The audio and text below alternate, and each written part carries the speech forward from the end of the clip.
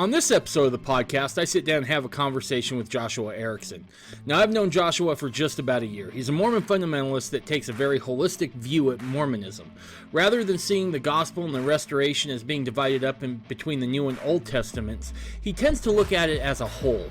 Now, the outgrowth of having this point of view is that Joshua and his family practice Mormonism in conjunction with holding many ancient Jewish traditions, including celebrating the feast days as it's outlined in the Old Testament.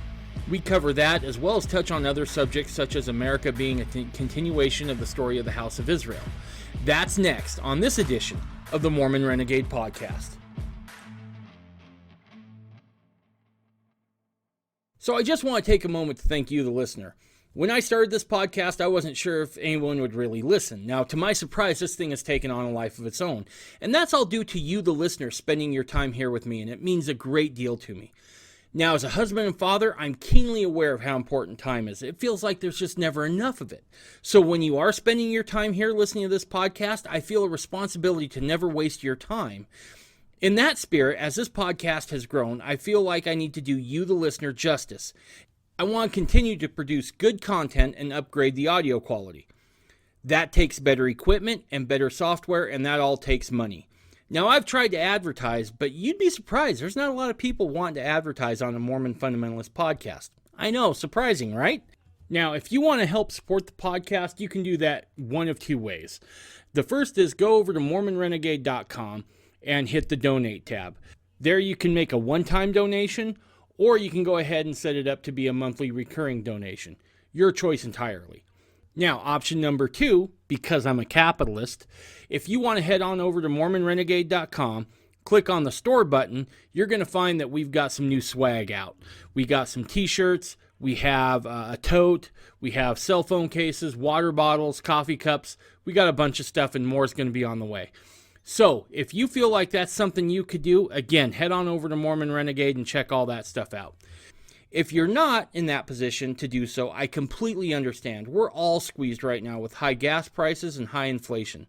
So even if you can't, please keep listening and maybe keep the podcast in your prayers so we can continue to grow, produce good content, and better audio quality. Thank you. Well, Josh, I can't appreciate you enough being here, man. I know you're busy. You got a family, a job. So the fact you made time here, man, I really, really appreciate it. Yeah, my pleasure. I've been looking forward to it for, I think you asked me like more than a month ago. Yeah, it's been about 6 to 8 weeks, if I'm not mistaken. So, real quick, were you raised in fundamentalism? Were you always a fundamentalist? Yes and no. The formal answer is no. Definitely not raised in fundamentalism. I was raised in the LDS Church. You know, I don't know how many generations back my family goes, but I have people on both my mother and father's side, you know, that were in the handcart companies, okay. Martin and Willie handcart company, even on both sides. So as early as it goes. But I had a father who was a scriptorian and loved the scriptures, and he did his best to kind of instill that in his children. When I was a child, and he would just go on and on. Sometimes we would have our family home evenings, or just family scripture study, and we didn't do it faithfully all the time, but he did his best. But when he got going, he would just go for hours. Sometimes, like, he could go for hours, and it was painful as a child a lot of times, except for the times when he would turn it around and he would say, "Ask me questions." And then that was fun. And then he could go for hours that way too. And we'd just ask him questions, and he would talk about the gospel. And he was very faithful Latter-day Saint, and was on, had many callings, and was on the High Council when he died. But he loved everything about the gospel, and we had conversations that, as I got older, when I was preparing to go on a mission, and after I'd come back from a mission, then we talked about kind of the deeper things, so to speak, about polygamy, about consecration, about kind of controversial things in church history, about Adam God. He told me about his experience when he was a teenager. He went out, he and a cousin of his went out into the woods and just like camped out for 3 or 4 days, and they were fasting and trying to figure out their testimonies and where they fit in the gospel and stuff. And his cousin brought along a copy of volume 15, I believe, of the Millennial Star. Yeah. Yep. And anyway, they read that, and that was all eye-opening. And so we talked about that, and he told me actually that I'm the oldest of 7 siblings. Oh wow. 7 children, but like he told me, he's like a lot of your brothers and sisters, like they're I've raised them in the church, and they're very churched, and I can't talk to them about these things. So there was always that kind of awareness that there was more things to believe about the gospel than the standard presentation in Sunday school. And that all comes from your dad. It was all from my dad. That's awesome. So why is it you think that that your dad was able to recognize that? What was it about you where you kind of clung to those things and maybe your siblings didn't? Oh, I don't know. That's a good question. Why are people interested in the things they're interested in? Okay. We don't even understand ourselves sometimes. Right. Why we are, why we have the proclivities that we do. But I did, and so that was kind of a special thing that my dad and I had. Was talking about the gospel. So at what point? So it sounds like your dad's like quasi-fundamentalist. Then would that be a fair statement in the sense of he held to some of those doctrines, but was very much in support of the current leadership within the LDS Church? Absolutely, yeah. I mean, he talked to me about. He went to BYU and got a degree in paleontology.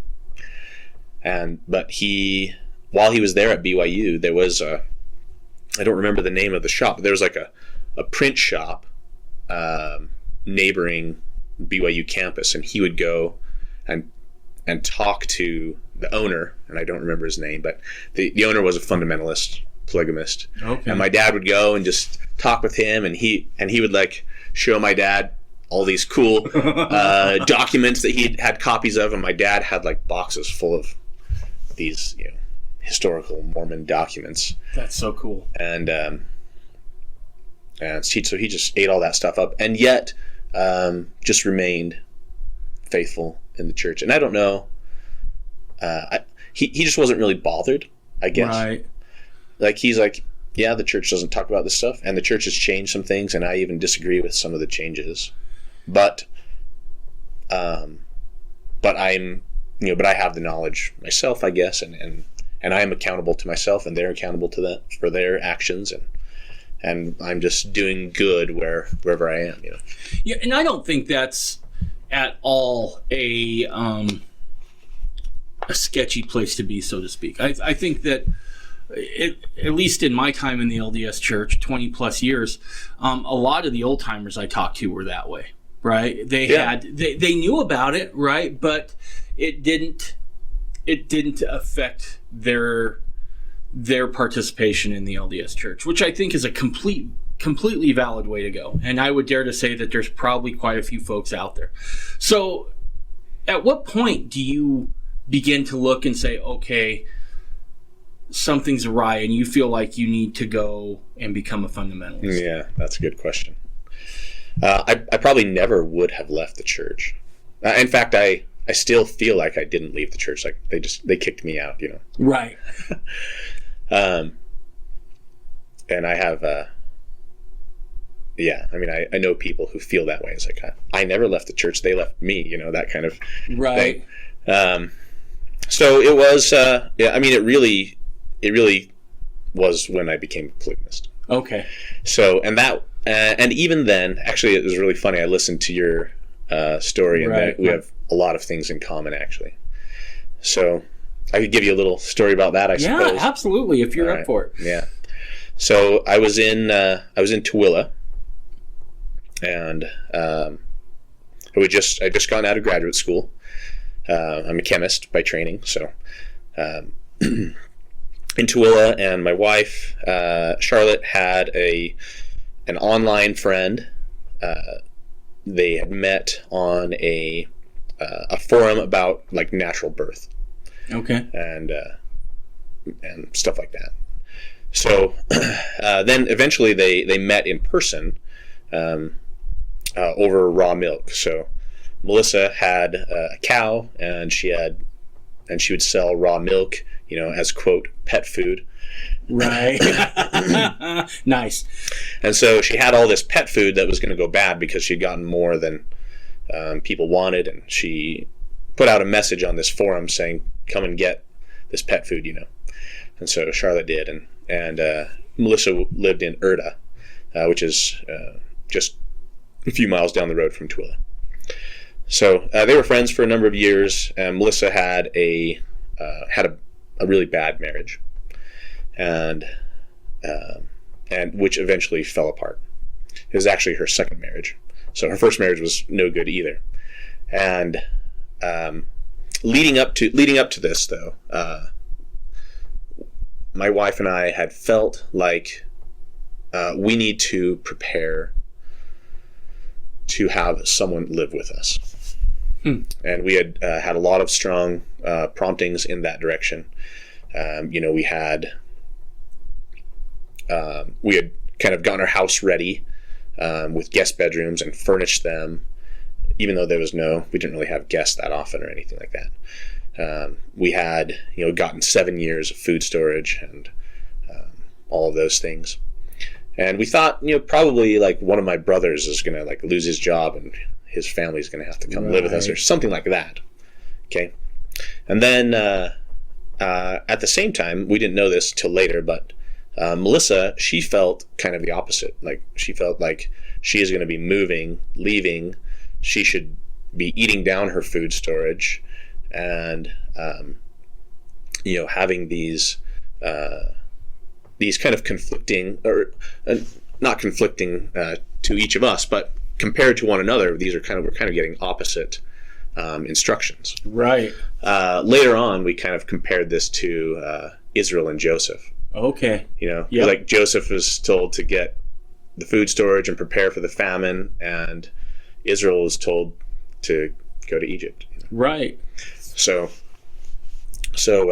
anyway, things come to a head with Melissa's bad marriage, and she's actually kicked out along with her children from a previous marriage. And she basically has nowhere to go. She calls Charlotte and says, asks. Actually, she did not ask anything. She was just telling Charlotte about her predicament. Okay. And then Charlotte doesn't say anything. Charlotte kind of hangs up the phone, and then asks me, says, "Hey, Melissa needs a place to stay. Do you think she could come stay with us?" And when Charlotte says that, the light bulb goes off. I have an audible voice that says, "Melissa is coming to be your wife. Is coming to your house to be your wife." Yeah, and I just yes, and I don't express that at all. Anyway, I just say no, because you're Charlotte, smart. I say to Charlotte, that would be fine. Right. And and we've got place, and her kids can, it's close enough that they can just commute to school and stuff in Erda. And then I'm getting like these kind of repeated promptings, and this is craziness. Like Charlotte and I have talked about plural marriage before, like very little. It always brings up negative emotions, but so I'm like, Lord, this is no way this is going to happen. Like but at the same time I said, but I will do whatever you want me to. Like if I'm convinced that you want me to do something, I will do it. But I'm laying down a condition here. Like it has to be Charlotte's idea. Right. Yo, dude, yeah, no, absolutely. I can totally identify with that. And so I say nothing, and Melissa and her kids move in, and it's weeks go by, and I did not know, but Charlotte at the same time she was getting pounded with spiritual manifestations, revelations, saying that Melissa was supposed to be my wife too, and she's really confused why I'm not saying anything, when it's so obvious to her, this is what's supposed to happen. And so the very, very first time we even talk about the subject, it's evening, we're getting ready for bed, and Charlotte says, this is her opening line, "So are you going to marry Melissa?" And I'm like, I can't, there's been no preparation, this just out of the blue. Dude, I can totally relate to that from my story. When Amber's like, would you ever think about taking Brenda as another wife? I'm like, that voice from that old show, Lost in Space with the robot. Danger, Will Robinson, or, Admiral Akbar. It's a trap. Right? So yeah, no, I totally get that. Serious. Yeah. I mean, there was kind of a panicked instant. And then a calm, and then I said, then my answer was, I'm like, well, okay, the cat's out of the bag now, or whatever. So my answer was, to her question, "Are you going to marry Melissa?" My answer was, "I don't know." And then her immediate response was, "You don't know? How do you not know? I know." And I said, well, she has to say yes. Right. So I don't know, because it depends on her, right? That's what I was thinking. So what's going on with Melissa at this time? Nothing. Okay. Yeah, and later on, so a few days go by, and Charlotte's like, well, you gotta, what are you gonna do? You have to approach Melissa somehow, right? And so, but Melissa's got nothing. She does not feel that way at all. And so I eventually, a few days later, and I approach her and have literally the most awkward conversation of my entire life. And my wives like to make fun of me and talk and tell this story. And I'm not going to repeat it now because it's too embarrassing. But anyway, you can imagine it's quite awkward. And it's okay. Maybe I'll have them on. This sounds juicy. Melissa, I try to have this, and it does not go well as far as I'm concerned. But she doesn't slap me or anything. That's a plus. Doesn't leave the room screaming. But she says, in her mind, there's simultaneously this, what are you doing? Does Charlotte know what is going on? And also this a very peaceful, just hold your tongue, think about this, and don't do anything rash, at the same time, And so so we end up, I start talking about polygamy, but she's not really, I could tell that she's not been prepared, she's not feeling the same way. So we end up talking about knitting or something, and then I leave. So later she's like, I need to go to Charlotte and make sure that Charlotte knows that her husband is that's approached me, right? This is not appropriate or whatever, or potentially not appropriate. Anyway, so, but anyway, it works out eventually, and Melissa feels like it was good that she wasn't thinking about marrying me, because in her mind that kept her intentions pure, because she was not lusting after someone else's husband or something like that in any of it. So eventually, very shortly thereafter, Melissa receives her own manifestations, plural, and the rest is kind of history. There's some things that we anyway, that we haven't fully talked about. I don't intend to here, but whatever you're comfortable with, bro. Anyway, we get married. Melissa joins our family, and then there's all hell breaks loose. Oh yeah. Her grown children have problems with it, obviously, and a lot of that is because they've been raised in the church and raised by their mother, who actually, this is a funny story I'll tell. Okay. So about this time, this is like during the rise of Denver Snuffer. Okay. And which we followed pretty closely, and were involved in a lot of the fellowships and stuff that kind of cropped up around that. Anyway. So 2008, 2009, is that right, or is that a little later? Yeah, somewhere around there. Okay. One of the things that, of course, Denver has taught, not initially, but later on, his teaching kind of evolved to basically say that polygamy, or at least polygamy as we most normally think of it, was like an invention of Brigham Young. Mm-hmm. Right? And that Section 132 is probably fabricated, or at least partially fabricated. And so before this whole thing happened with Melissa being kicked out of her house by her soon-to-be ex-husband, Melissa and Charlotte were in Melissa's kitchen talking about like problems with the church and stuff, and just like kind of wondering where they were going to go and what they're going to do and whatever. But they actually like high-fived each other in their kitchen. They tell this story. They high-fived each other like, at least we're never going to have to do polygamy. Like, yeah. So, that's great. So super funny. We kind of joke sometimes that if we ever like wrote a book about our story, that the opening line would be, "There were never two women more opposed." Right. Yeah. Wow. So. Wow. So were you already kind of on your way out the door as far as the church goes then by the time Melissa joined your family? No, not at all. Not at all? No. So do you keep going to the LDS church? Absolutely. Yeah. I did the same thing. Yeah. I get it. 100%. So we kept going. Actually, very shortly.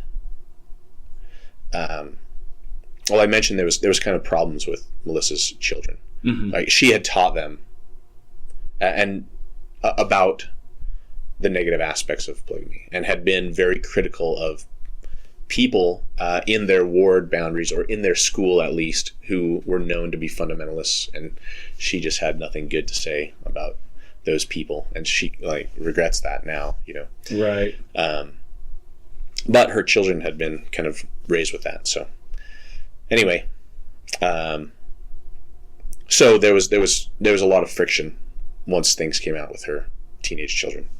So we decided what would be best is to just separate the families, and she could just stay in Tooele, because I was closer to Erda, where her kids were going to school still, and Charlotte would move to Orem, which is where I grew up and where my dad's house was, and he had just passed away not too long ago, and so the house was available. Okay. My brother and his family were living there, so we kind of moved in. We kind of had the downstairs, and my brother had the upstairs. Okay. And we did that for a long time, a few years, and then and I'm horrible with dates, so. No, you're good. A few years, and then we were still going to the LDS church. Generally, though, what would happen is, so I would go back and forth between Tooele and Orem. Right.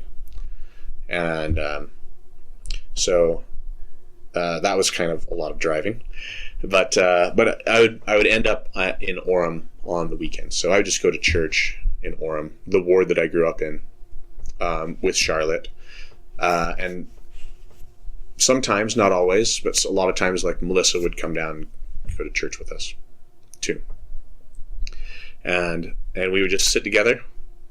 Dude, I did the same thing. The bench. Yep, I did the same thing, dude. In fact, I've never shared this story on the podcast before. I will now. But so not only am I going to the LDS church, I'm Elders Quorum president. Yeah, I was the ward clerk. Okay. And in the young men's presidency as well. And not because of anything I did. I don't want to make it seem like it was something I did, because it wasn't. But our home teaching numbers started to spike. I mean, really well, like up into the 90s, which is just unheard of in the LDS church. And realistically, I think it's just because they were a good group of brethren, right? They loved each other and they took care of each other. And that's what I attribute that to. Yeah. But it gets so good that they call an Area 70 down to come talk to me to find out what I'm doing. Oh, my goodness. To have these. And I'm freaked out because at this point, I am 2 years into living plural marriage, going to the LDS church, going to the temple. And what we do is we'd all go to the temple together. I mean, we'd sit on the same bench together. So the 70 comes in, and I'll never forget this, Joshua. I'm sitting down, and I'm like, he's going to see through me. He's going to see through me. We're going to blow this thing up right now. It's going to unravel. And in some ways, I was kind of hoping for that because I was sick of living. It'd be a relief. Yeah, I'm sick of living in the shadow, so to speak, right? Yeah. And so he comes in and he talks with me and he's like, what are you doing different? And I'm like, I'm not doing anything different. I think it's just a good group of brethren. And he just sits back in his chair and he never stops locking eyes with me. I'm like, I'm done. Here it comes. And 5, 4, and he just looks at me and says, I feel inspired to tell you, Brother Sanders, whatever you're doing in your personal life, keep doing that. And I was like, you have no idea what you just said. But I found it fascinating, right? And they never did find out. I had one old guy that approached me, a guy I had a lot of respect for, and he caught me in the John of all places. And I'm just walking out, and he's walking in, and he kind of grabs me by my shoulders and kind of puts me back in. And I'm like, what in the hell is going on here? And he just looks at me and he goes, I know what's going on. And I'm just going to leave it at that. And he just kind of pats my shoulders and walks out. And this guy had been a bishop, a stake president, and he saw through it all. He's like, I know what's going on. And I was like, well, wait a second. I later talked to him a few months later about it at a church barbecue, kind of off by ourselves. So I'm like, why haven't you told anybody? And he said, if I tell anyone, I have to wrestle with certain questions I'm not ready to wrestle with. Because when you teach, when you give talks, I feel the Spirit. And if you still have the Spirit while doing this, he's like, I'm at a loss and I'm not ready to wrestle with these questions. Oh, interesting. And so, I can totally identify with that, with a lot of what you said there. Interesting. So you end up, when does this finally all come out? You make your final well, it was like out of the church. Yeah, it was like a year and a half. Okay.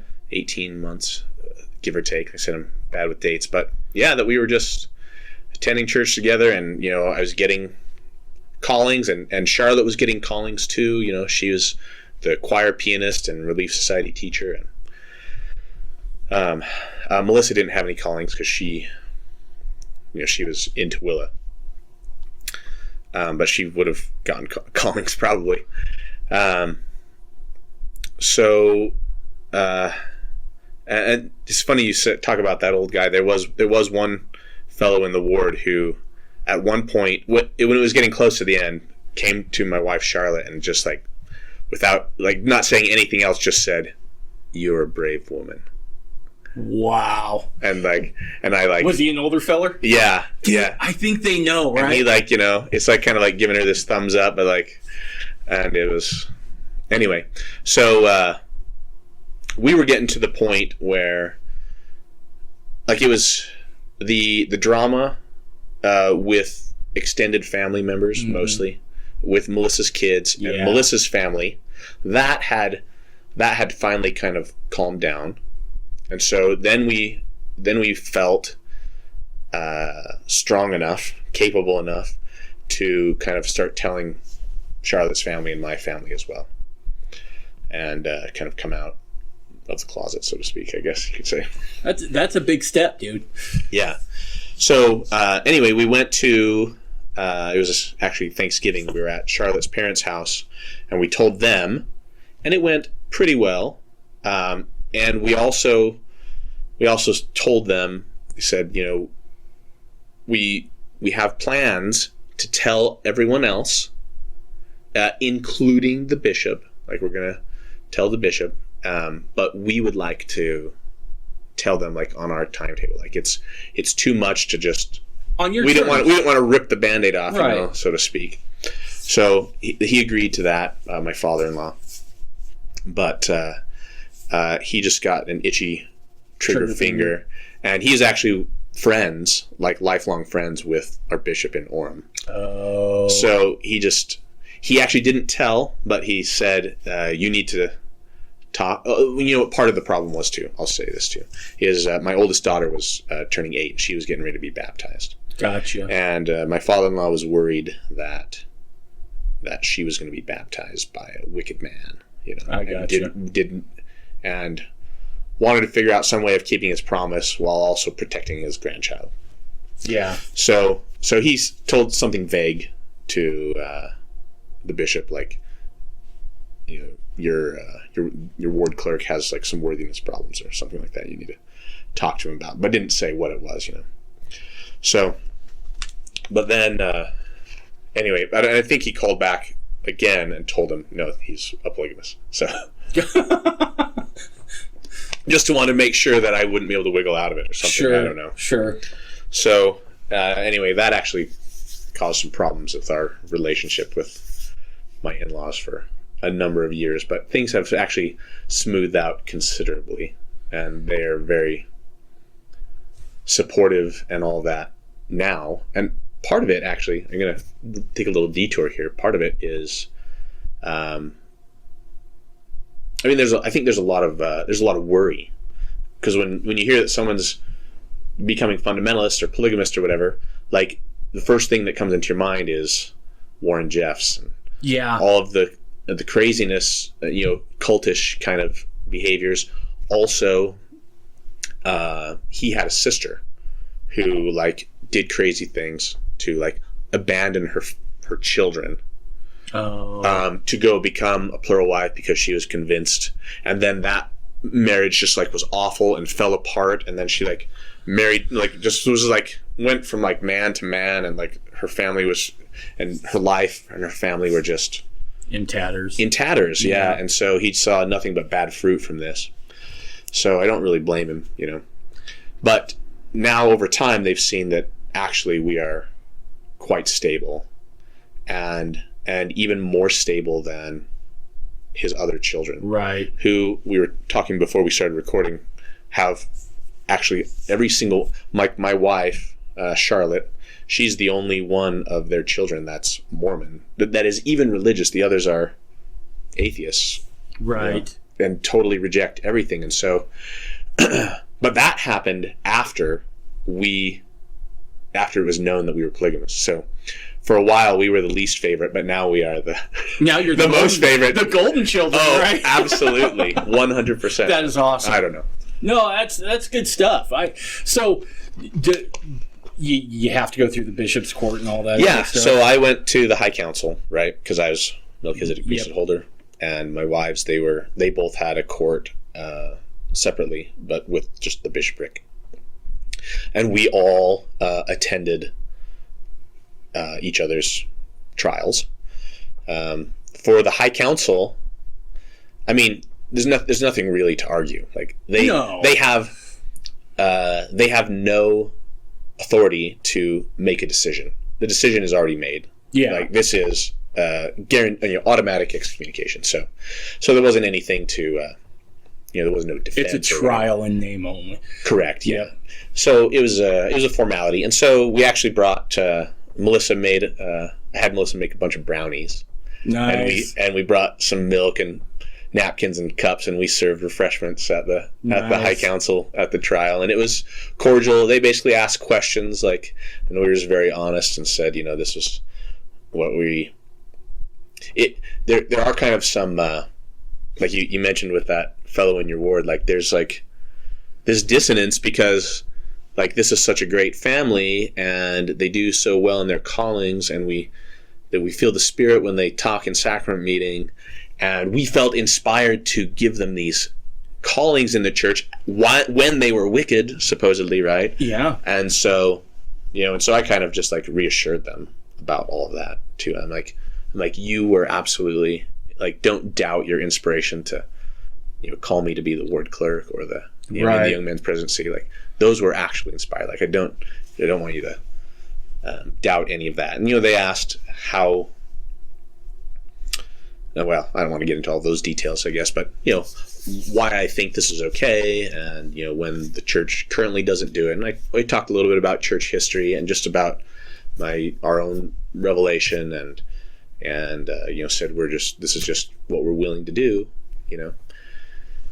And they asked how one guy asked, how are you like supporting two families? Like I can't even believe it. And like I told him, like I've been blessed with right. actually like right around the time when Melissa showed up, I actually got a different job that was a significant pay raise. And so that's kind of like not what they're expecting to hear either, that that's right. like blessings poured out. But it was good. And my bishop came too. And he was very supportive too, actually.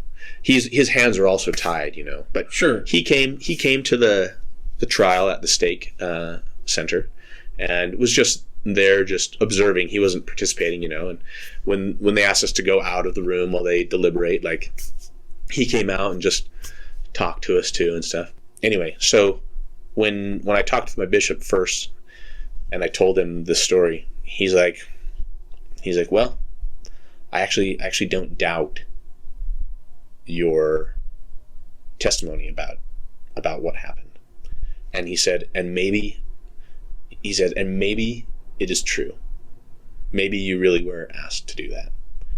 But, there's still going to be consequences, It shows some spiritual maturity on his part. Oh, absolutely. Right? I mean, because I think so often as LDS people, we can get correlated pretty easily. Right? Yeah. And good for him for being able to think on his feet, so to speak, in that moment. Yeah. So he was a very friendly and very, supportive, I would say. And he even, for example, I got my excommunication letter from the stake, but he's the one who gave the letters to my wives. But he told Charlotte, he said, I still want you to be the choir pianist. Wow. And you can still go like visiting teaching. Wow. Took her off as a Relief Society teacher. Sure. But said you can still play the piano in our meetings and stuff. And for a while, and then, so even after we were excommunicated, we just kept going to LDS meetings. Wow. And we would just not sit awkward together. Or anything, or no, not really. It was a little. Still, no one really knew. I mean, the bishop kept it to himself, I think, pretty well. We were kind of worried that word would get around, or we thought they might, like, over the pulpit, like, give a warning right. and tell everyone about us, but they didn't. That was never done. So we kept going for a while, and of course, one of the stipulations is that we're not allowed to have callings generally, although Charlotte was still sure. a pianist. And we're not allowed to say prayers or make comments in class or whatever, and also we're not allowed to partake of their sacrament. Gotcha. So, and I actually am totally fine with that. I know some people are like, I know people who have been excommunicated who are offended by that, but to me it's like that's their like they are in charge of their sacrament, and that's their stewardship, and that's not an abuse of their power. That's just their prerogative, right? But at the same time, it is also my stewardship and prerogative to be in charge of my family. Yep. And so what we would do is actually we would just bring our own sacrament. Oh. And like when they were eating their bread, like my family on our little bench, like we would eat our bread. like we didn't take their bread. We would decline it, but we would just eat our bread while they were eating their bread, and we would have our homemade wine while they were having their water. And we did that for a lot of times, and that's actually what got us. It was actually what they kicked us out for. So at some point, I don't remember how many. Actually, it was really funny. Let me back up a little bit. Sure. I need to tie my dad back into this, because not only was my dad interested in Mormonism and the restoration and the gospel and all those things, but he was also a lover of Israel. And if you asked him which of the standard works was his favorite, he would without question say the Old Testament. Okay.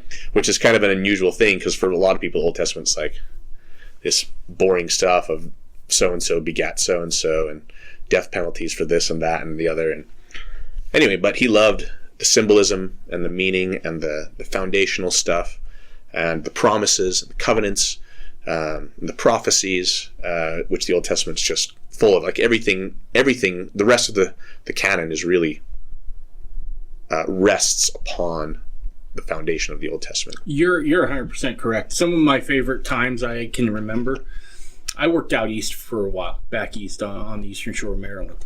And I had a good buddy whose dad was a rabbi.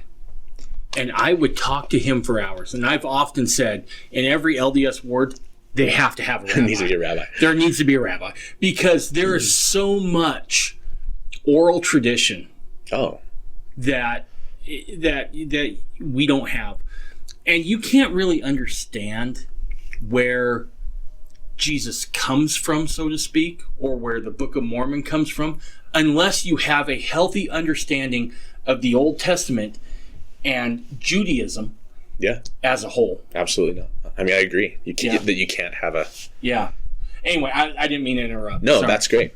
I want to go there eventually. Yeah, So when he was a BYU student, he went to Israel on a semester abroad, and unfortunately their stay was cut short because they were in Israel, in Jerusalem, when the Yom Kippur War broke out. The 7-day war or 6-day war? No, the 6-day war and the Yom Kippur War were different, and I don't remember the timing. Okay. But anyway, they were there, and they had to, like, they got the last flight out, to France or whatever. But my aunt, she reports that when my dad came back from that, but they were there for a few weeks or something at least. She says when he came back that he was the most Jewish Mormon she'd ever met. She didn't even know that was a thing, and he was just like on fire with with a love of the Old Testament and of Israel and all of the symbolism and stuff there. And so he, at some point, like I don't know when this started, but in my childhood memory growing up, like we would celebrate Passover every year. Okay. And now I have continued that since so my dad like laid this foundation, and I feel like I've built upon it. And one of the things that I built upon it is that we just have wine instead of grape juice. Right. So for my growing up all the time, like we'd have grape juice for the Passover. You're supposed to have the 4 cups. Right. Right. And this is there's a lot of connections to the Last Supper, of course, with Passover and the Seder. Actually, interesting that the account in the New Testament of the Last Supper has many elements of the modern Jewish Seder, but the New Testament is the oldest record of this ordered meal connected to Passover. They're like the oldest sources of the Jewish Seder are Christian documents. Wow. So there's some deep connections there, and there are some scholars who, like it was thought for a long time, and it still is thought by some people that like kind of Christians took this Jewish thing and kind of like appropriated it to to put messianic symbolism into it. But historically, it may actually be the reverse. It may be that the Jews actually borrowed from the Christians and and kind of scrubbed some of the messianic elements out of it. Right. Anyway, regardless, we had my dad would kind of call this grape juice wine, with a wink, and but at some point, I'm reading the scriptures as I'm older, and then my dad dies, and I'm reading the scriptures in the Doctrine and Covenants, section 89 and section 27, and all through the Old Testament too. Like it talks, like I just like it says, wine of your own make, right? And I know that there are people who will say, well, that wine was actually grape juice. But it's like, well, do you know when grapes are ripe? Like October, right? September, maybe. And do you know when the Passover was? Like that's in April. And there's no pasteurization and no refrigeration in Jesus' day. So that ain't grape juice, 6 months later that they've preserved as grape juice. Like they preserve it by fermenting it. Yep. So anyway, so I when my dad dies, and my siblings are like, they're asking me now, because I'm the oldest, are we going to have Passover again this year? And I said, yeah, I guess we are, and I guess I'm in charge. And so, but I want to do what the scriptures say and make wine, and I've never done this before. And so anyway, but we start because of Passover. We start making our own wine. So, can I read? I'll just read one thing. Yep, that's why they're there. You got scriptures here? I do, yep. So, section 89. Almost there. Oh, look at this. You got marks all over the place. Yeah, sorry, I marked. My scriptures probably look like a coloring book. No, this is section 89, verse 5. It's talking about wine. And it says, it says it's not good to just imbibe for recreation or whatever, supposedly. But it's when you assemble yourselves together to offer up your sacraments. And it's sacraments is plural. Plural, yep. Yeah. So the meaning of the word sacrament, like if you look it up in the dictionary, is actually closer to what the LDS term for ordinances would be. Mm-hmm. A sacrament are these ceremonies. A sacred rite. A sacred rite. Or ceremony, yep. That's right. So I noticed that, and I'm like, well, I mean, that makes sense, because Jesus' first miracle is turning water to wine at a wedding, mm-hmm. which is a sacrament. Yeah. And, we have the Passover, which is a sacrament. And we have the Lord's, what we call the sacrament is actually the sacrament of the Lord's Supper. Yep. That's the more full name. We just kind of abbreviate it to sacrament. And we call the other things ordinances, but other Christians would call those baptism and ordination and, baby blessings or christenings. Like they would call all those things sacraments. So I'm like, so this is, so the Passover is a perfectly, the Lord's Supper is one. The Passover, in my mind, would be another appropriate time to have wine of your own make. Anyway, so we started that, and then when we were excommunicated, and like I said, we're bringing our own. This was all to tell this funny story. This is quite a. No, this is good. This quite is a wind up here, but so we'd been having our own sacrament. Once we were denied the LDS sacrament, then we just have our own at home or in sacrament meeting. We just would bring a water bottle. Actually, this is another kind of funny story too. I guess is we actually. Because we don't want to be breaking any of their rules. Right. You want to be respectful. Absolutely. Yep. So, the Church Handbook of Instructions has been leaked more than once, so we scoured through that. And there's actually, at least at the time, there's no prohibition on alcoholic beverages in LDS buildings. So we're like, okay, so it's fine. What there is a prohibition against is red or staining liquids because they're worried about the carpet. Right. Yeah. So we made white wine Okay. So that we wouldn't be, running up against that issue. And so we had white wine, in a water bottle, and we would all just take sips of it or whatever. And but anyway, so one time though, the deacons bring the tray of water to us, and we just always refuse, But my youngest daughter at the time, she says in a louder voice than I would have liked her to use, "I don't want water, I want wine."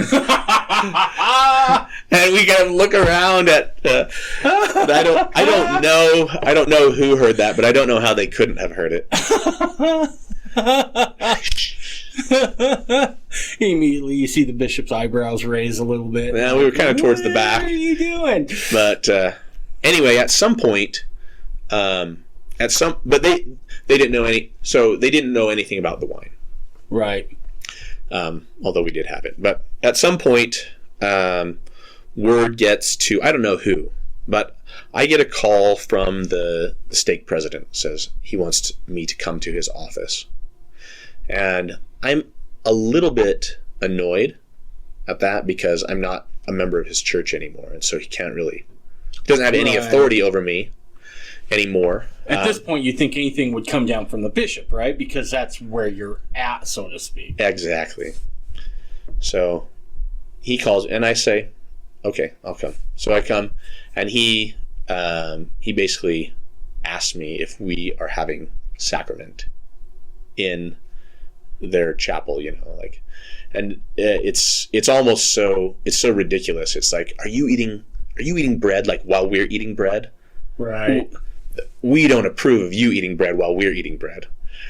And I'm like, yeah, we're doing that. He's like, are you having, I think he asked if we're having, no, this is what he asked.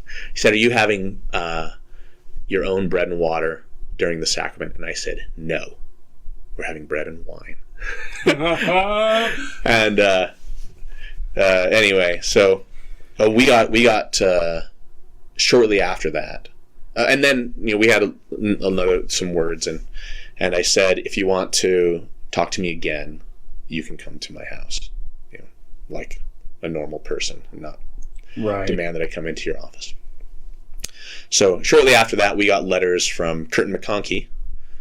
You know who the Curtin real McConkie is? Power behind the LDS Church. Yeah. They're lawyers. Yeah, that's right. That's the church's law firm, telling the three of us, the adults, that we are not allowed on church property, on any property owned or controlled by the church anywhere in the world. And my wife Charlotte actually wrote a letter back to them and said, well, give us a list of all the properties that you own so that we can avoid them. Did they furnish it? No. No. She said, otherwise we will disregard this and consider that you intended for us only to stop attending our ward. Right. Because you can't even avoid LDS church property. No. In Utah. In Utah, it's as a land surveyor who does records research, it's all over. Yeah, they own everything. Yeah. Or parts of everything. I don't know. Yeah. So basically, they said, and there was other kind of mean things, like, you're welcome to send your children without you. It's like, yeah, like that's going to happen. And they're like, you can start coming back once you have like psychiatric evaluation and take your medication. Like, that's basically what the letter said. So it was kind of nasty. When I left the LDS Church in 2019, because after my plural marriage broke up and dissolved, I just thought I'll just go back to the LDS Church. I'll kind of compartmentalize all this and it won't creep out anymore, and I'll be fine. Which it doesn't do. I mean, you can try. Maybe some people are successful at it, but once I knew. I had tasted of that fruit, so to speak. Yeah. And anyway, so I thought, well, I'll just go back and shut up and stay in the back and do whatever they ask me to, and it'll all be cool. But when I left in 2019, I learned really quick that those who leave for reasons other than just I don't believe anymore, if you believe too much, so to speak, you're the worst kind of apostate. Because you bring forward very valid facts. Yeah. And normally those arguments are very well thought out, very well documented, and it creates a massive amount of problems. And so when you leave for wanting to practice the fullness of the gospel, so to speak, in whatever way that looks, whether that's plural marriage, whether that's a full temple endowment, whatever it is, you now become a bigger problem than someone who just says, I'm not sure I believe in God anymore. Yeah. Because with that stance of there's more out here we're not doing, it creates a massive amount of questioning and problems that works its way all the way up into the upper building of church headquarters. Yeah, right. And so it doesn't surprise me it went the way it did. Now, when so you did go back to the LDS church for a while. Yeah. So what kind of, I mean, was it just this gnawing in the back of your mind, or was there a moment when you're like, okay, that's enough, I can't take this anymore? It was very much a moment, but it had been a slow build-up. So let me go back to when everything fell apart. I've always said plural marriage brought me the most exquisite joy and the most exquisite pain when it finished. Yeah. When it ended. I have no doubt. And so before I joined the church, there was only a couple things I was really good at.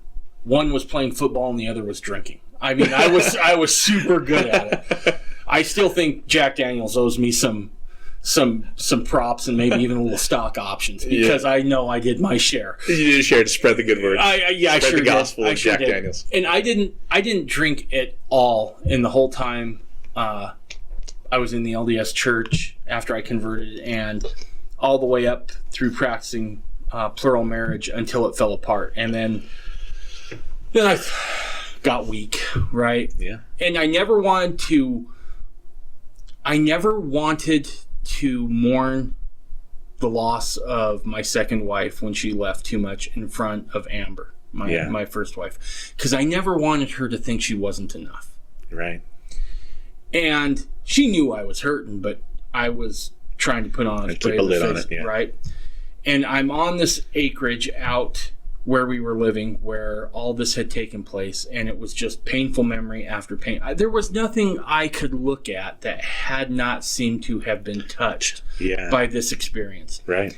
And so for a good solid couple months, I was like, I've got to kill this pain. There's really no one to talk to. I was on my own. I didn't, so I just kind of crawled back into a bottle. And I remember one night Amber came out, and she saw me pissing and moaning, basically, a little too much booze, and I'm like, this is the loosens the tongue. Yo, man, I was like, truth serum. And look, let's be honest, I'm probably God's most petulant child to begin with, right? and so she came out. She's like, "You okay?" And I'm like, "I'm never doing this again. This is stupid. Why would I do this? This is as painful as hitting myself in the crotch with a hammer, right? I'm not doing this ever again." And I'm just going on. And she's just patiently listening.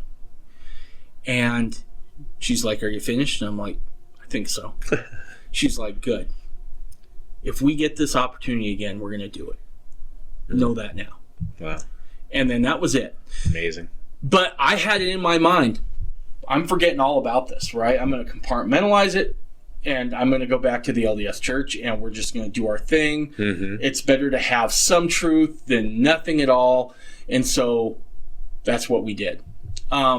Moved. It was shortly thereafter I sold the place we were living on, moved to North Dakota, did some work out there because it was kind of still really slow as far as work for surveyors and development. The pipeline was, crack-a-lacking out in North Dakota with stuff. So I went out there, which was a healthy move. It was horrible, but it was probably healthy from a spiritual standpoint, right? Okay. Moved to Utah and move into this place, and I get called into the Elders Quorum presidency again. And COVID kicks in, and I guess it would have been 2020 I would have left, because that's when COVID really hit. So that's a catalyst for a lot of people. It was. So all of a sudden, I'm doing stuff at home. Yeah, home church is great. And then I'm like, now wait a second. I don't have to hedge anymore. Yeah, right. Right? I've always had old Mormon books around, and so we would supplement our lessons with that. Yeah. And I'm like, no. Because the whole time we were going to church, it would grate on me. Right? It would be, you'd hear all the stuff. And it was well-meaning. I'm not saying anyone was out to lie. It's just what they were taught. Right? But you're like, it's not the way it was. It's not the way it was. It's not the way it was. There's definitely a more full picture here. Right? Just constantly. And so finally, one morning, I woke up and I was just like, I'm done. I'm done. Right? I just had this real moment of looking myself in the mirror like, what the hell am I doing here? Right? This is so stupid. Yeah. Right? And so I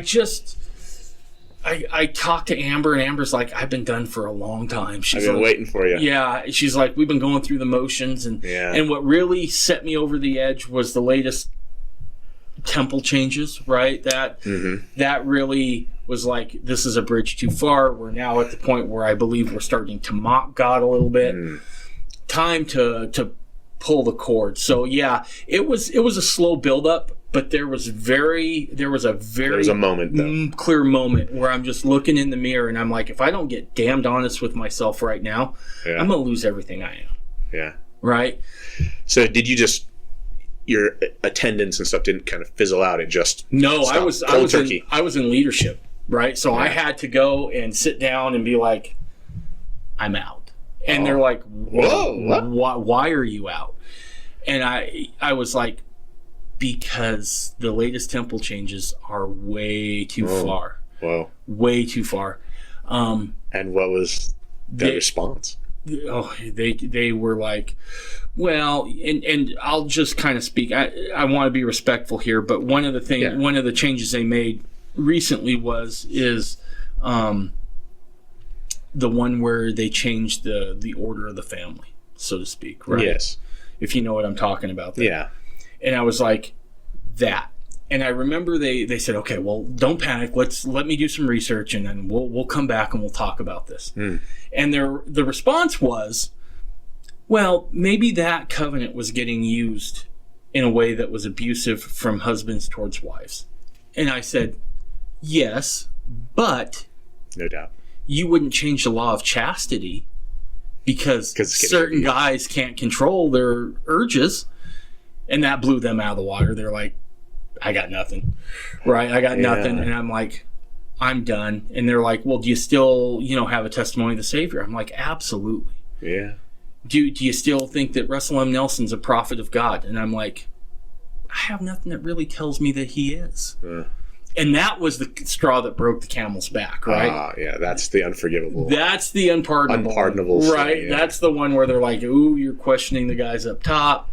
Yeah. And so I just left. And I had a couple guys come over and try to, talk me out of it, right? Like, you know what you're doing. And basically, I was like, you don't have to argue with me. I'm going to show you some literature. You have to dissuade me that that's wrong. You look at that and then give me your rebuttal. Yeah, you look at the same things I looked at. And when I gave that to him, I never heard from him again. And what has happened here is that within the neighborhood, right? Is this neighborhood? Yeah, right here. Okay. I become persona non grata, right? And I imagine that this podcast also had a major influence on it, because let's face it, right? The church has the Strengthening Church Members Committee. Correct. Right? I've been they have their eyes and ears everywhere. I've been as vocal as you can be.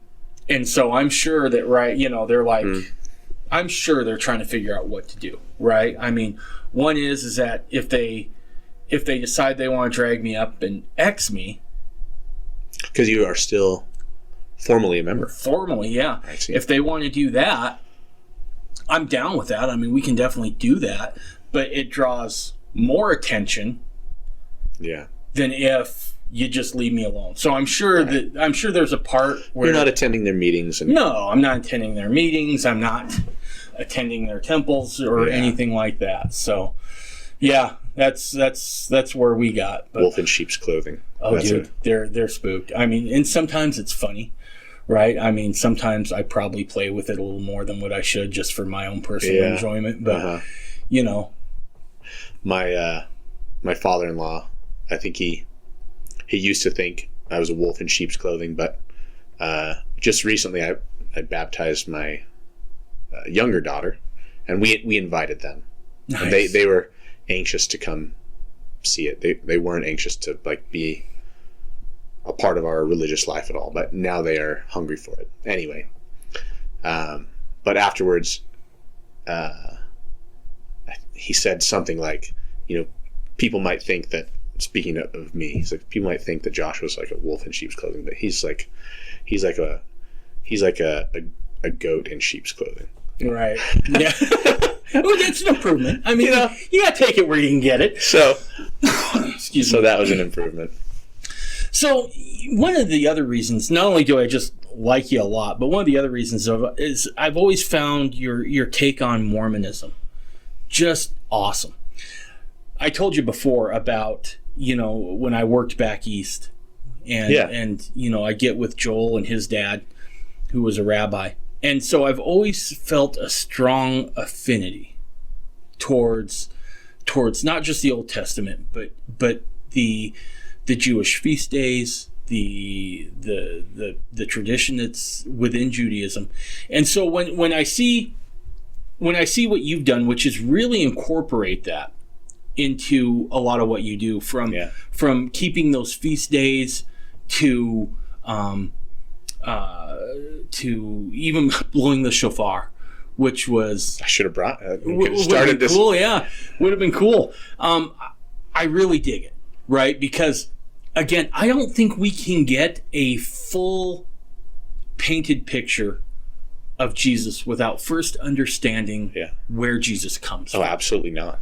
And so that's why I totally love what it is you do within your family and with the Zarahemla Foundation. At what point did you start to feel yourself pulled that direction, right? To start keeping those holidays again? Yeah, I mean, this goes right along with my story. Time-wise, so I don't have to backtrack at all. When we left, you know, when the church finally kicked us out, excommunicated us, and we got excommunicated twice. After the second excommunication, then we're kind of like, well, you know, now what do we do? Mm-hmm. We can have home church, and we do have home church, but I want a community for the sake of my children more than anything. So we looked around, and like I said, we were involved in some of the Denver Snuffer fellowships until that became quite hostile. And while we were looking, we attended all kinds of Mormon branches. Mm-hmm. Right? Of course, we're all LDS. We went to our LDS church. We checked out the House of Aaron. We went out to the Rock. We went to the AUB. We attended the Christ Church branch meetings. Nelson Naylor, Third Ward meetings, and went to independent fundamentalists, the Krauts meetings, and basically, I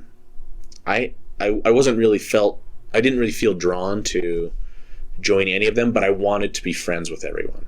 Mm-hmm. And that's kind of where I'm at right now anyway, is like, I don't subscribe to any particular group, but I am friendly with everyone. And I think that's a good place to be. So anyway, but the Zarahemla Foundation was started up around this time, like when Denver Snuffer was kind of, his teachings were kind of evolving, and he was becoming less friendly towards polygamy and polygamists. The Zarahemla Foundation started by basically some folks who were in the AUB who had kind of become disenfranchised there. And the kind of the founding members were Robert Kay, Rob Kay, Nathan Diltz, Dennis Thompson, Richard Jepson. Those are kind of the founding members. And so they had posted a thing on Facebook that Melissa found that said, everyone's welcome, like in it, like even said like polygamists are welcome. And we're like, oh, somewhere we can go. And it was in Lehigh, and they were meeting in Cody Brown's old house there in Lehigh, which they abandoned right after the first season of Sister Wives, right when they went under investigation. So we were meeting there, and we loved it, and felt right at home, so to speak. And like we met these other polygamous families that we didn't really know that they existed. We knew the Krauts, I guess, but it was really cool and a really good group of people. And these people also loved the feasts too. A lot of them were into Old Testament stuff, and I was like, wow, this is really amazing. So we attended there for quite a while. At the same time, I was kind of getting more into the feasts. Like I mentioned, I'd been raised keeping the Passover, but that's really the only thing we did. My dad loved the Passover. That was kind of his favorite. And really in ancient times too, that's kind of, the Passover is the kind of the crowning feast, I suppose.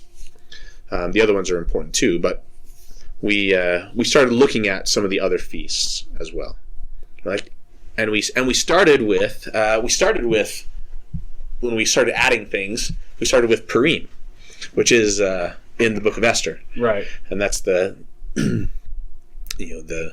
you kind of recount the story of Israel's deliverance, through Queen Esther, while they're in Babylon, in Persia. And one of the things that you do to celebrate, part of the reason we did this is because we're kind of looking at our, once you kind of leave the church, then you kind of have to reinvent everything, because the church just has this whole structure for you, and you just ride along with whatever they're doing. But then when you're on your own, then you have to look at everything again and decide, is this what I want to keep? Or do I want to, what can I do better? What do I want to do away with? And, we looked at the holidays that we were keeping, and I haven't really felt good about Halloween for a long time. I know Halloween's fun, but there's nothing really redeeming about it. Like, it's like gore and satanic stuff, or like sexy, promiscuous stuff, and going door to door asking for candy, like, or else we're going to vandalize you. Yeah, it's like, what's good about that? So, but if I'm not mistaken, I believe that's the new administration's policy. That's basically it. Yeah. Sorry. No. Totally derailed. Sorry. I appreciate those interjections there. But one of the things that is done to celebrate Purim is people dress in costumes. And there's a bunch of reasons for that. The one, Esther her identity was hidden. Right. Okay. And also, you might be surprised to know that in all the books of Scripture that we have, including the Song of Solomon, they all mention God, except for one, which is the Book of Esther. It is the only book that has no mention of God. There's no prophets, there's no visions, no revelations. No one even says a prayer. And so God is also hidden, in the Book of Esther. And Haman's plans are hidden, and there's all these kind of hidden things that eventually kind of come to light. But so wearing disguises or costumes is a part of the celebration. So we thought, well, we'll start doing Purim, and that will kind of fill this niche for our children, so they can have a holiday where they dress up, because that's fun. Yeah. Anyway, so. And when is that feast? Exactly? It's like late winter, early spring. So like February usually. Okay. I know that's not technically spring, but late winter, I guess. Yeah. So we started kind of doing things bit by bit. We're like, and let's look at Hanukkah, and why are we not doing Shavuot, which is the day of Pentecost, and why don't we start like going camping like during the Feast of Tabernacles, Right. And so we start incorporating all these things, and the Zarahemla Foundation is very supportive in all that too. And eventually, though, not long after we started attending there, Cody Brown's like, we need to sell this house, so you guys are going to have to find somewhere else to meet. And but we looked around, the fellowship kind of looked around, and the Zarahemla Foundation, by the way, I'll say a little word about that. No, let me go back to the house first. Okay. Eventually, we bought the house. That's right. Long story short. It was just perfect. My family was separated, Orem and Tooele, but Melissa's kids were growing up. They had graduating from high school, and so we're getting ready to, here in a year or two, to kind of recombine the families. So we need a bigger place, and Cody Brown's house is perfect.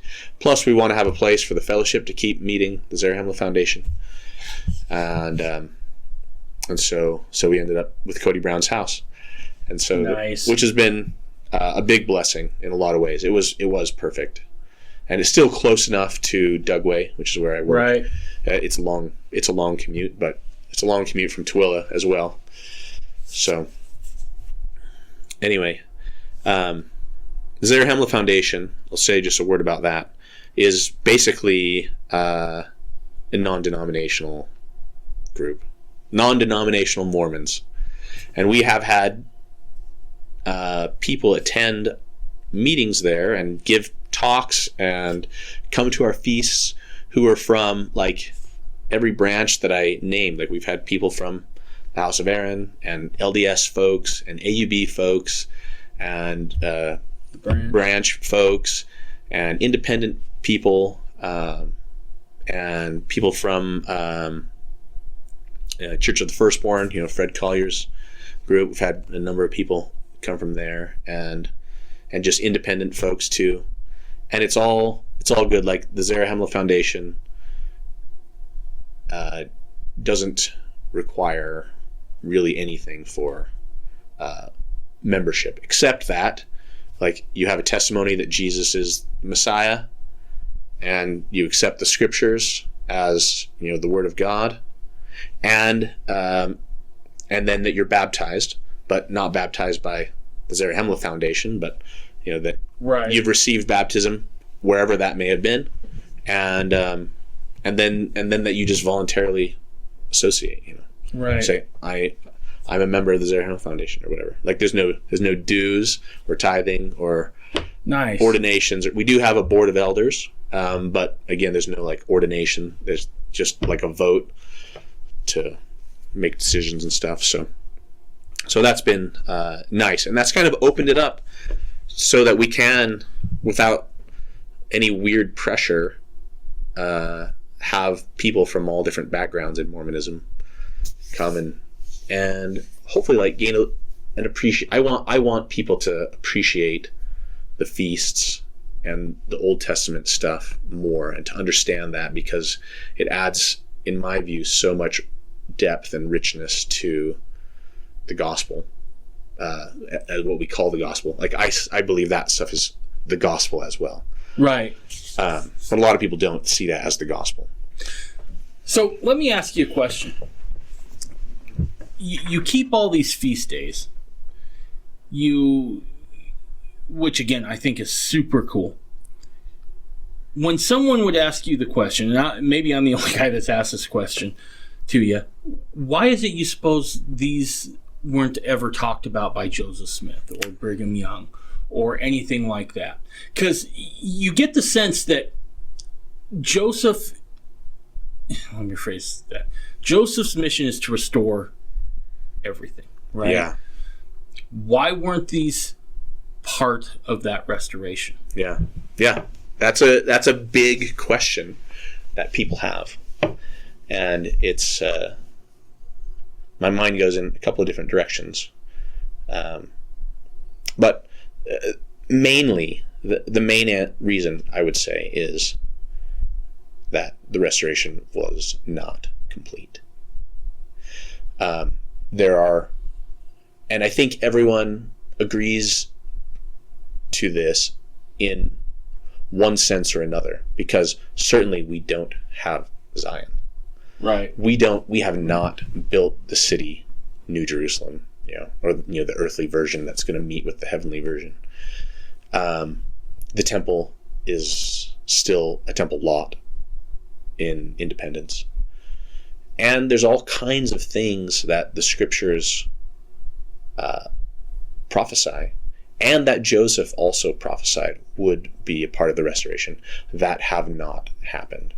And not only Joseph, but Brigham and John Taylor. Like, for example, Joseph had plenty of things to say about animal sacrifice. Mm-hmm. Where is that? Who's doing that? No one. In other words, that piece wasn't restored yet, but Joseph and John Taylor fully had that in view as one of the necessary steps for the fullness of all things, the restoration of all things that the prophets have spoken since the beginning of the world. That was necessary. So I know some people kind of bristle at that, because it's like, oh no, Joseph restored everything, including the kingdom, and rolled it off his shoulders onto the 12 and the Council of 50 and all of that. And, I don't discount any of that at all. But if you just look at the scriptures and compare them to what we are doing, the scriptures say, even after the second coming, like, all the nations will come to celebrate the Feast of Tabernacles. And if you don't, you will be cursed. Like, this is after the second coming. Right. But we don't do that. Well, we sort of do. Now, it's also the other kind of direction that my mind goes is that although Joseph may not have formally instituted the celebration of Passover and Tabernacles, there are certainly beautiful hints about those things. For example, the tradition that we have of having general conferences in the beginning of April and the beginning of October, like, that doesn't always line up, but that's basically when Passover and Tabernacles would be. And that is a time when, in ancient Israel, everyone was commanded to come to the tabernacle or the temple and to receive instruction and to worship and bring their offerings and all of that, and have the priests, the priesthood, teach them. And we do that. We just don't call it Passover and Tabernacles. We call it April conference and October conference. Right. Okay, so there's that. There's also these like hidden things, and I'm sure you're probably aware of some of them, like the Book of Mormon coming forth on the Feast of Trumpets, or as the Jews call it, Rosh Hashanah, or Yom Teruah, which is the day of shouting, the day of trumpets, or Rosh Hashanah is the new year. Right. Okay, and this was the symbolism connected to the Book of Mormon is all about new things. There's this new record on this new continent and a new dispensation, and there's an angel with a trumpet, like we put him on the temples, right, with a trumpet in his hand, and this is intimately connected to Rosh Hashanah, the day of trumpets. Yeah. And it's also the day of trumpets. Also, the symbolism of this is the beginning of the judgments. The beginning of the judgments are like the books. The books are going to be opened until for this short space until the Yom Kippur, the Day of Atonement, when the final judgment takes place. Now that final judgment's going to happen shortly after the second coming, but also, we believe as Mormons that this is the last dispensation, and that like the full, like everything is going to be wrapped up here, and the judgments are like we're preparing for that. So even though Joseph never said explicitly, like connected the Book of Mormon And also the visitations. Right, which from happened the angel on specific dates to fulfill prophecy. Which were also all on Rosh Hashanah. Right. Every year. So he didn't explicitly connect that, which is why I'm saying if you don't understand the Old Testament, then you will miss a bunch of Mormonism. Right. Like it doesn't have to be explicit either. Like and even in the scriptures themselves, they're not explicit either. We'll take the book of Ruth, for example. I won't go over the whole story, but part of the story is she's gleaning in Boaz's fields, right? The story of Ruth is traditionally read during the time of Shavuot, or in Greek we say Pentecost, the day of Pentecost, right. because that is when the grain is harvested. Right. So things don't have to be explicit if you understand what is being talked about. And the same thing kind of happens in the Book of Mormon too. One of the things my dad would like to point out, he would say, I'm going to say some things about a holiday, and I'm not going to say what holiday it is. I'm going to see if you can guess what I'm thinking of, and he'll say, colored eggs and rabbits. And what do you think I'm talking about? Easter. Yeah, Easter, but I never said Easter. But those are like so intimately connected with the idea of Easter and everything that surrounds it. Like I don't even have to mention the religious, the resurrection and stuff like that. We just know, right? And if I talk about mistletoe and holly and Christmas, but and the same thing if I talk about the commandments and the trumpet, maybe your mind draws a blank, but if you're an Israelite, then you immediately think of Shavuot. You immediately think of Pentecost. And if I say, a lamb and plagues, right? Then you immediately think of Passover, right? And anytime it talks about plagues, like when you read in the book of Revelation and it talks about plagues, mm-hmm. like those just match the plagues. So like immediately we know that this is drawing on the symbolism of even if the book of Revelation doesn't mention Passover, which it doesn't, we the reader are supposed to draw on the previously revealed stuff to inform us about the symbolism of what's happening. Sure. I think you make a good point there when it comes to holidays, right? I think in the West here, and from our very Western point of view, we tend to look at holidays a little differently than I think Judaism did. Oh, right? Absolutely. But I do find it interesting that they kind of have a similar effect in the way that they help to make a society cohesive. They do. Right? And I think that's a big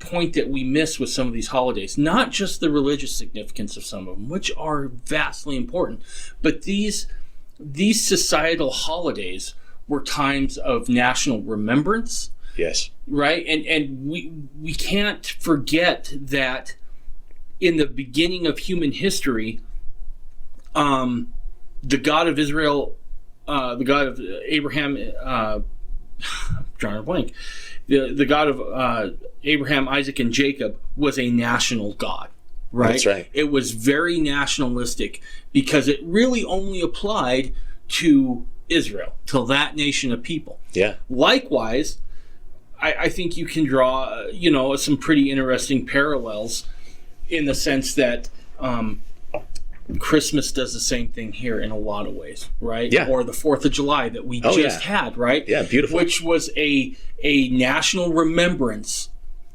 of, realistically, God's deliverance of this people. Yeah, amen. And the 4th of July always gets me because there's no way you can't look at the American founding and not understand vitally what is happening, right? All the way back when John Winthrop has his people on the boat and they're coming over, and he wants to put these people under covenant, and does. And he gives a sermon in this covenant that is remarkably similar to what Alma the elder says at the waters of baptism, where he says, interesting, because Winthrop says, we must embrace each other in familiar commerce, we must make each other's plight our own, and we must delight in each other. And then you look at that scripture in Mosiah where Alma the elder is setting forth the terms of baptism. Are you willing to mourn with those that mourn? Are you willing to bear one another's burdens? And then Winthrop makes a prophecy. He says, if we do these things, he said, the God of Israel will delight to dwell amongst us. And there'll come a time when 100 of us will withstand 1,000 of our enemies. And the world will look and say, if you're going to make a new plantation, make it like that of New England. So he sees that this is a continuation of that story of Israel. So like tradition, yeah. Right? And then you go forward a little more, and you start to see that all throughout the revolutionary period, especially during our battle for independence, we need to call upon God. We need to rely on the protection of divine providence. And probably the most that harkens back is an exchange that happens between Thomas Jefferson and John Adams. They were really good buds, and you probably know the story. They were super good. Tell it anyway. They were super good friends, and then they had a parting of ways, and then they came back together. And Adams and Jefferson start writing letters back and forth, and Adams says something that is very poignant. Because Adams has always been kind of, I don't know how to say it, maybe a little pessimistic at times. But he tells Jefferson, we kind of screwed this up. We didn't do as much as we should have. We should have put more Deuteronomy into the Constitution. And Jefferson, who's an optimist, he's like, don't worry. There'll be another generation that comes along that saw what we were trying to do, and they'll make the corrections where they need to. Yeah. And then finally, when they both die, you have Jefferson, who dies just hours before Adams. Adams, on his deathbed, says, look, there's Jefferson, and he lives. And they both die on July 4th.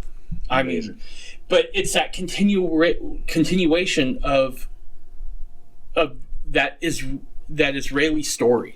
Right? Yeah. And they understood that. Right down to the point that Franklin, the first seal, the first draft of the seal, was going to be the children of Israel following the pillar of fire. I've heard that. Yeah. That was what it was supposed to be. So oftentimes I think in America, because of, I'm just going to call it like I see it, because of the progressive influence that has been happening for the last 100 years, we tend to look at Rome a lot as where we borrowed things. That's right. Or Greece. But in all actuality, if you read the founders and you study what the founders had to say, they certainly took some ideas from them, but even more so from ancient Israel. And so there are times that I think in ignoring these holidays that you practice, we aren't doing justice not only to our religious lives, but we're not doing justice to the country as a whole. Because, again, the idea of America is a very Israel-centric kind of idea. Yeah, amen to that. To all that. I mean, it's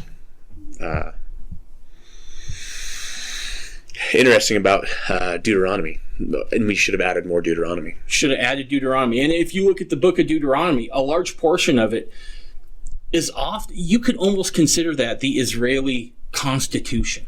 Yeah. Right? That's where the laws are set forth. That's where it talks about don't go into debt as a nation. Be a lender. Don't be a borrower.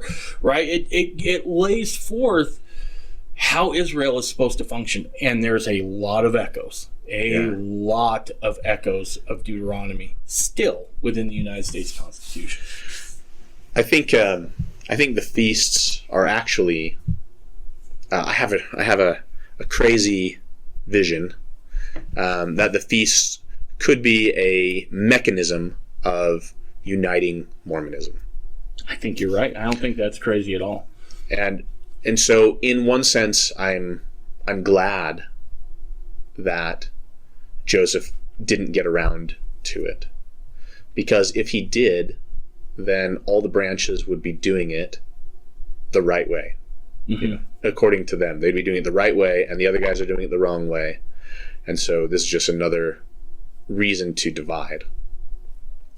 But since no one does it, then no one knows what they're doing. And then we can have people from the branch and the AUB and the LDS Church all come together and celebrate Passover and all be edified and go back home to their separate church bodies and not feel offended about what happened, because they have no idea what they're doing, And in some respects, I think this is similar to what ancient Israel did. I think it is exactly that idea that you said about this unifying national social identity, cohesion, social cohesion, because the 12 tribes, like, they had their own land. Like, they were like different nations almost. Mm-hmm. It was like the United States. Yeah. Actually, I just read. We read the Declaration of Independence with my family, and talk about it. And the Declaration of Independence, says how many United States there were. Because normally we think of the United States as one thing, but it says these 13 United States, and it talks about the state of Great Britain too. But we have kind of a skewed idea. Really, the intention was these are like essentially independent nations that have agreed to do a couple of things. We have agreed to have a common currency, and we have roads, so we can facilitate commerce between these states. But the states independently are able to do all the things that governments normally do, and if you give people that freedom, like, I think a lot of the problems that we have as a nation are because there's too much federal control. The federal government says everyone needs to be on board with whatever it is. This kind of taxation, this kind of social things, this welfare thing, this gay marriage thing, instead of saying the states have all these things and you can go live in a state that suits your fancy. Instead, everyone is forced to comply with one standard, and then there's just friction over that. But if they would just back off and let the states be independent, then we could all be friends and still have our own views about things. And we could all celebrate Independence Day. Yep. And all celebrate Thanksgiving, these national holidays. Yeah, I think you're right. And the founders definitely bore that out, right? They definitely have this idea that, some states are going to try some stuff and some other states are going to try the exact opposite. And the states that are really smart... Laboratories of freedom or something like that. The states that are really smart, they're going to be like, okay, what they did over there sucked except for this one thing. So let's take that and let's incorporate that, right? So if Massachusetts or New York or California want to go full commie, they can do that, right, to a certain degree. And then we can just watch the repercussions unfold, right? And let's let that happen. And then we can pick and choose, what works. But so with ancient Israel, they had each tribe had their own government. They had elders, and of their communities and captains of 50s and hundreds of thousands and whatever, in their own land. And the tribes, they made alliances with each other and fought wars with each other, and they disagreed over lots of things. But the law said, when it comes time for Passover, and Pentecost and Tabernacles. Everyone needs to come to Jerusalem to celebrate and bring your offerings and remember what God has done for you. And then you go back home and you can be your own separate tribes. And I think that this is like a model for what could happen with Mormonism is everyone can have their own first presidency and council and or whatever, and their own priesthood and their own ordinances, but we come together because we are Israelites, like we claim to be Israelites, don't we? Mm-hmm. We claim to be Israelites, and a lot of times we're totally ignorant about Israelite stuff, right? Because we're just Protestants, basically. Right. So, but we could come together and be Israelites and celebrate these feasts and be edified, and then everyone goes back to their own tribes, to the LDS and to the branch and to the Nelson Naylor. And let me ask you this: what do you think it would take in order for that to happen? For some folks, it's not going to ever happen. Probably, like the LDS Church is never going to like officially say, "Yeah, we'll go along with that." But I mean, I think it's going to. Yeah, I mean that's a good question. The Zarehemel Foundation's trying, to send out invitations to whoever will come. So I don't know. Please tell me your thoughts if you have any. I honestly think it's going to take the Lord moving within all these various groups and branches of Mormonism, right? Because fundamentalists as a whole, I think they're okay with recognizing, if they belong to a group, recognizing the head of their group, right? Mm-hmm. But we tend to be very guarded because I think we've seen what happens when there's too much power on top. Yeah. Right? And that those abuses happen, whether it's, certain things going away in the LDS Church, which is the most mild of the issues you experience, or you experience something like Warren Jeffs did, where it was utter tyranny of the worst sort. There's probably a healthy worry about, absolutely, who's calling the shots, right? And if there's one thing that I've noticed from being in fundamentalism, there's that question of who has the button, right? Who's the man? I think it's going to take pretty much the Lord saying, somehow, knock it off. Yeah. Knock it off. I got the button, okay? I have the button. Everybody else, right? Get in the boat, right? That sort of thing. Is what I'm thinking. But I could be wrong. I'll never pretend to know the mind and will of God in such matters because, I'm a clown with a microphone. So, I have some notes that I prepared. And sure. I'm gonna, if you don't mind. Not at all. I'm gonna talk about. And I think this is this ties right into what you said the problem with Mormonism is, and this actually ties in with the founding of our country as well, and the idea is axioms. So, I know you're a surveyor. Mm-hmm. Can you tell? Do you know what an axiom is? Like when we're talking about mathematical axioms, are I'll just say it. Axioms are kind of these fundamental truths that are agreed upon, and which are basically seen as self-evident or accepted, and that are like the simplest kind of statements, things that can't be shown or proven or inferred from simpler parts. 2 + 2 = 4, right? That's yes, that sort of bedrock foundational. That's right. Idea. So, and I think that's really important. There's a famous statement from Joseph Smith. This is in the King Follett Discourse. Like he says, "If we start right, it is easy to go right all the time. But if we start wrong, it is a hard matter to get right." Right. We know that. So, actually have the. We've talked about some of that already, but when you talk a little more about axioms, I'm going to give some examples too of different systems, if you don't mind indulging. Not at all. So when we have a set of axioms, a set of propositions which we're going to build upon, we want our set of ideas to be consistent. That is, we cannot have contradictions between our fundamental ideas. Okay, there's one. Okay. We want the set of axioms or fundamental ideas to be independent. That is, and this is just for the sake of simplicity, as we don't want to have axioms that depend on other axioms. Okay, and then we want our set of axioms to be complete as well. We want to have enough fundamental ideas that we can explain or prove or infer any of the situations that might arise in the system that we're talking about.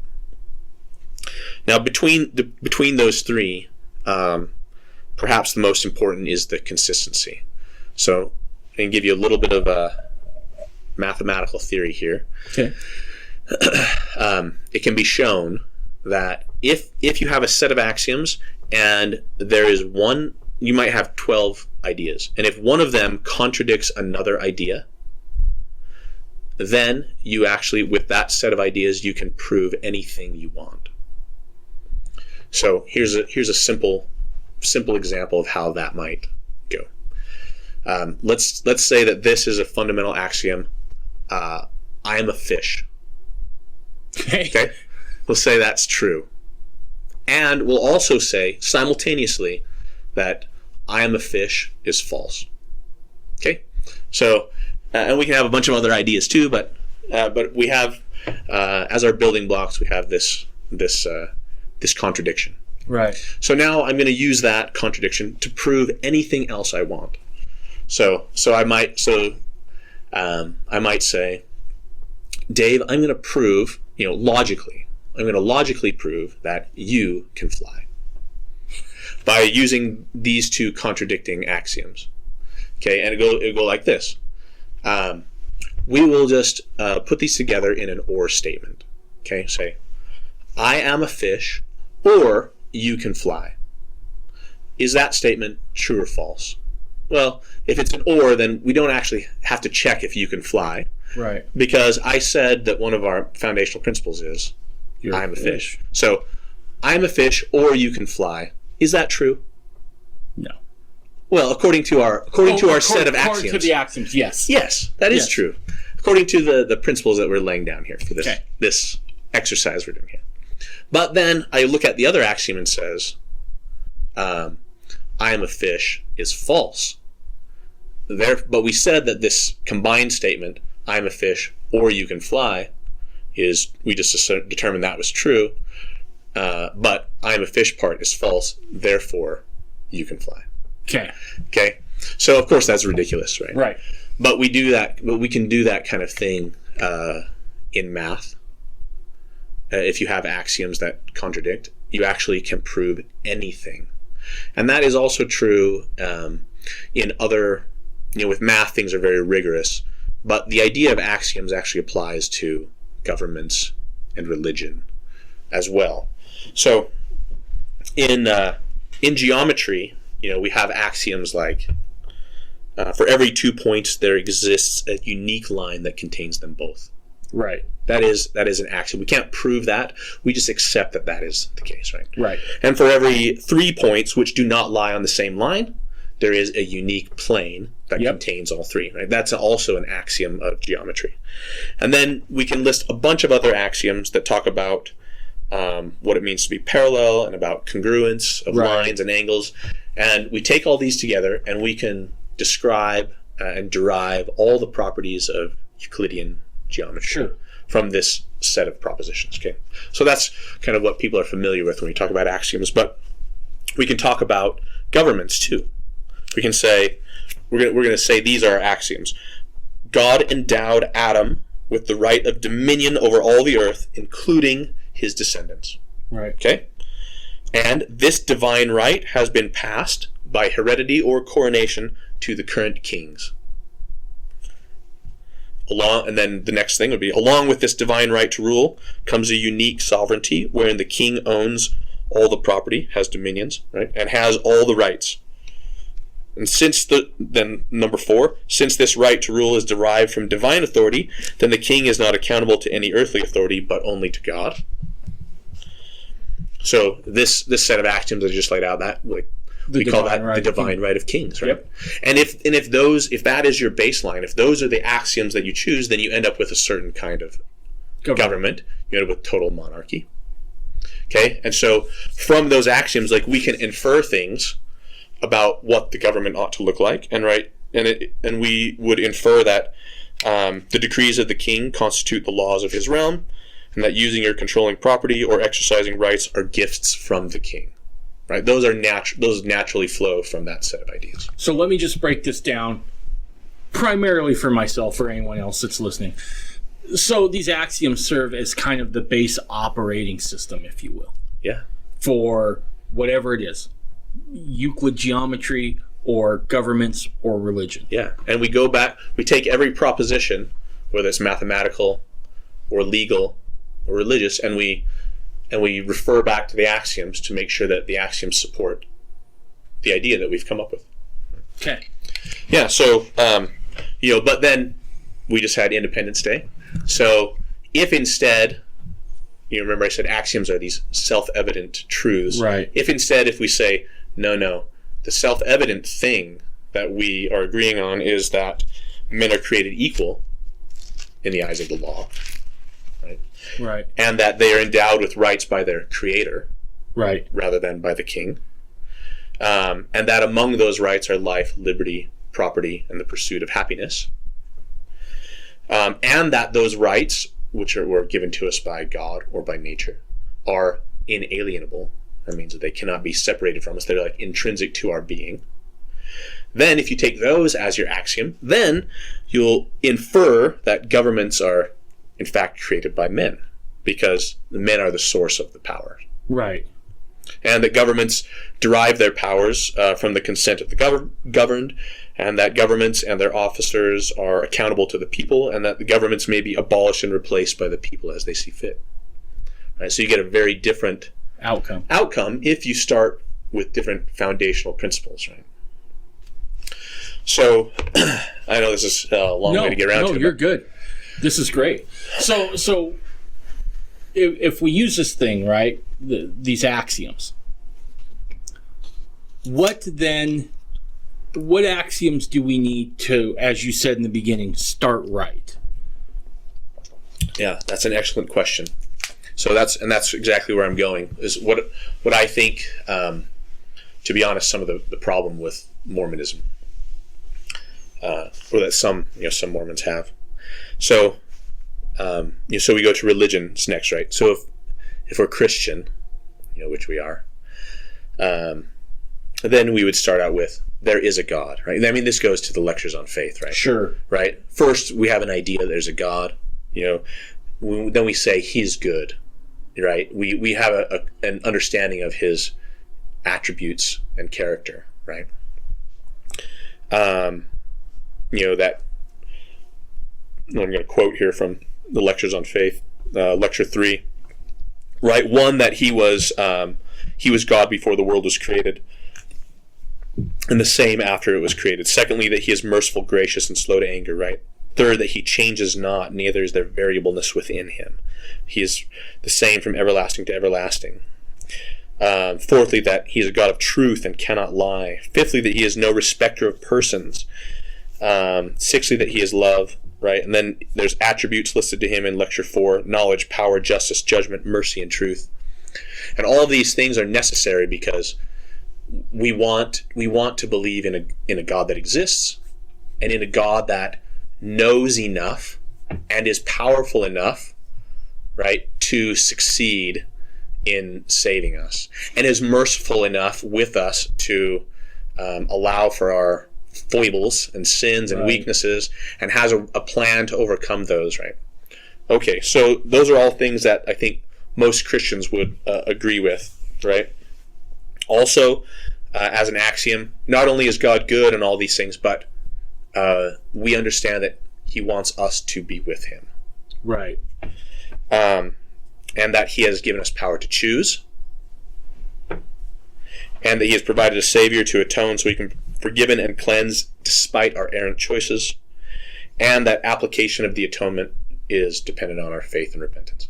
Okay, so then Mormonism comes along, and Mormonism will say, I will say one other thing that's a kind of a Christian axiom, and this is a Jewish axiom as well, is that God has revealed his will to us in the past for our conduct and salvation. We call these things commandments, right? Right. Or the scriptures. So Mormonism will take all those axioms that Christianity basically agrees with, and in addition will say, but God continues to reveal his will. And in fact, this, you could think of this as an extension of 4C, which is that he changes not. Neither is there variableness within him, but he's the same from everlasting to everlasting. In other words, God communicated to man in the past. We expect, since he does not change, that he will continue to communicate to us. Now, here's where Mormonism goes wrong. Is that we actually sometimes we shrink this set of axioms down to a single axiom, which is follow the prophet. Right. And every single thing in our religion, like this one and one only axiom, is actually consistent, independent, and complete. Because, well, it's consistent because there's no other axioms for it to contradict with. It's independent, again, there's only one. And it's complete because everything in the religion can actually rest upon that. Okay, now and that's fine as far as that goes, but the problem is that if you accept these other axioms, then, and also accept follow the prophet as an axiom, then you will have a problem if those axioms contradict. Right. Because if an axiom contradicts, then you can prove or show or do anything. Right. And they do contradict, right? Because we say God is eternal and his words are eternal. He does not lie. He says something and he means it. And then the prophet says something that is different from what God said in the past. And so these are at odds. But since we accept follow the prophet as an axiom, then we just go with whatever happens to come, because there's no anchor. Our set of axioms is inconsistent, and although follow the prophet, if that's your only axiom, like it's consistent with itself, it is inconsistent with the religion of Abraham, Isaac, and Jacob. Right. Exactly. And it's that axiom, follow the prophet, that I think has at times put the God-given gift of agency in direct conflict with religion. Yeah. Right? If that is the primary directive, follow the prophet, and nothing else matters, that is a problem, because now you have subjugated your agency to follow that one prime directive. Yeah. And this goes exactly to what we're talking about with the founding of our nation. Like, follow the prophet is in fact the religious equivalent of the divine right of kings. It is. Yep. It is. This guy has all authority to rule by decree rather than by tying it to law, right? And so, which I think is important at this point to point that out, right? Is that Joseph Smith wasn't able to create this religion based on because I said so. Yeah. Right? You don't get that, especially in Jacksonian America, unless you allow people to do their own thinking and come to their own conclusions. Yeah. Now there are other, the divine right of kings. That creates something called an absolute monarchy. Mm-hmm.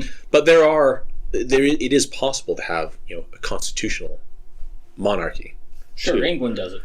yeah, where the king is restrained by the law, and where the people choose the king, right? The king derives his authority to govern from the consent of the governed rather than from God, and so he's not accountable to any of his subjects, right?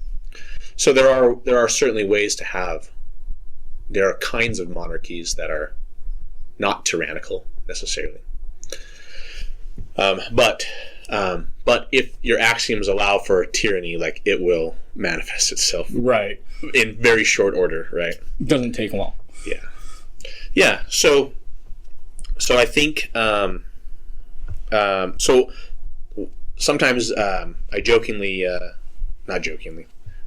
but also seriously, call myself a Karaite Mormon. So have you heard the term Karaite before? I haven't. Okay. Karaite is a branch of Judaism. Okay. So Karaite means readers.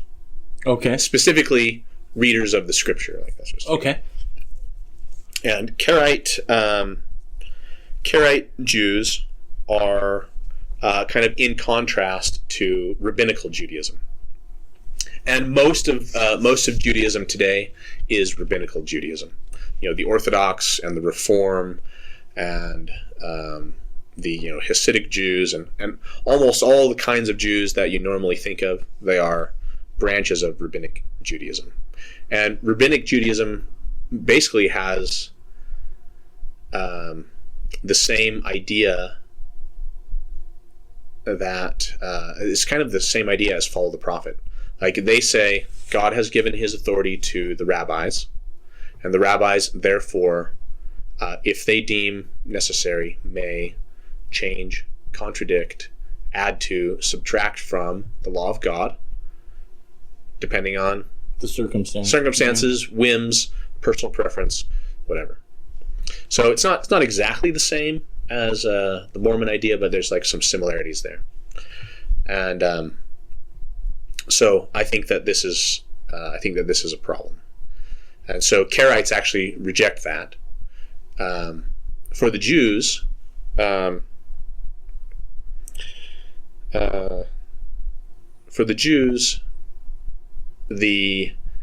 lot of the traditions actually will trump the scriptures. The traditions are found in books like the Talmud, and in some places, I have to give a caveat here, because tradition is necessary.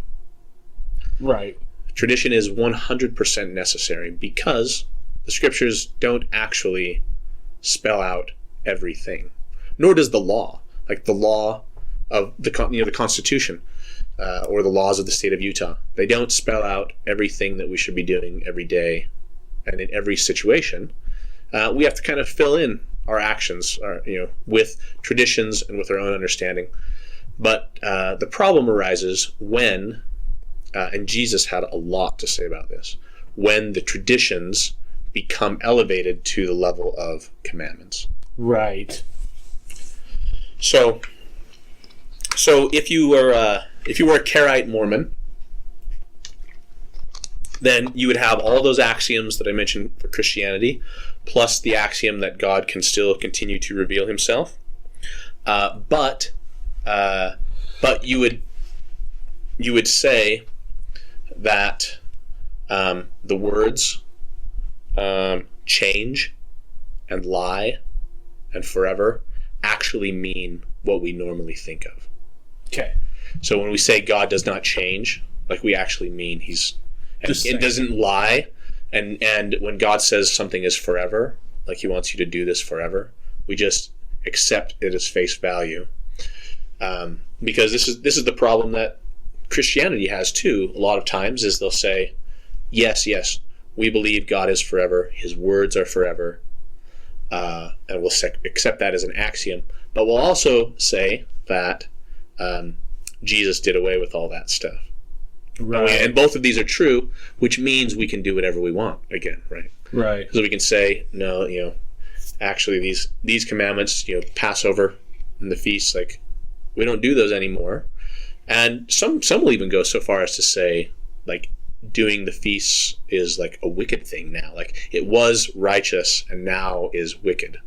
Like, they'll actually fulfill Isaiah's prophecy about calling good evil and evil good. In fact, my dad had that experience more than once. We had moved around. We moved quite a bit when I was young. My parents were just trying to find a place they could afford mostly, but my dad loved to do like Passover for the elders quorum and stuff, or whatever, for the ward, have a ward dinner. Right. And sometimes the bishop or the stake president would be like, yeah, that sounds super interesting.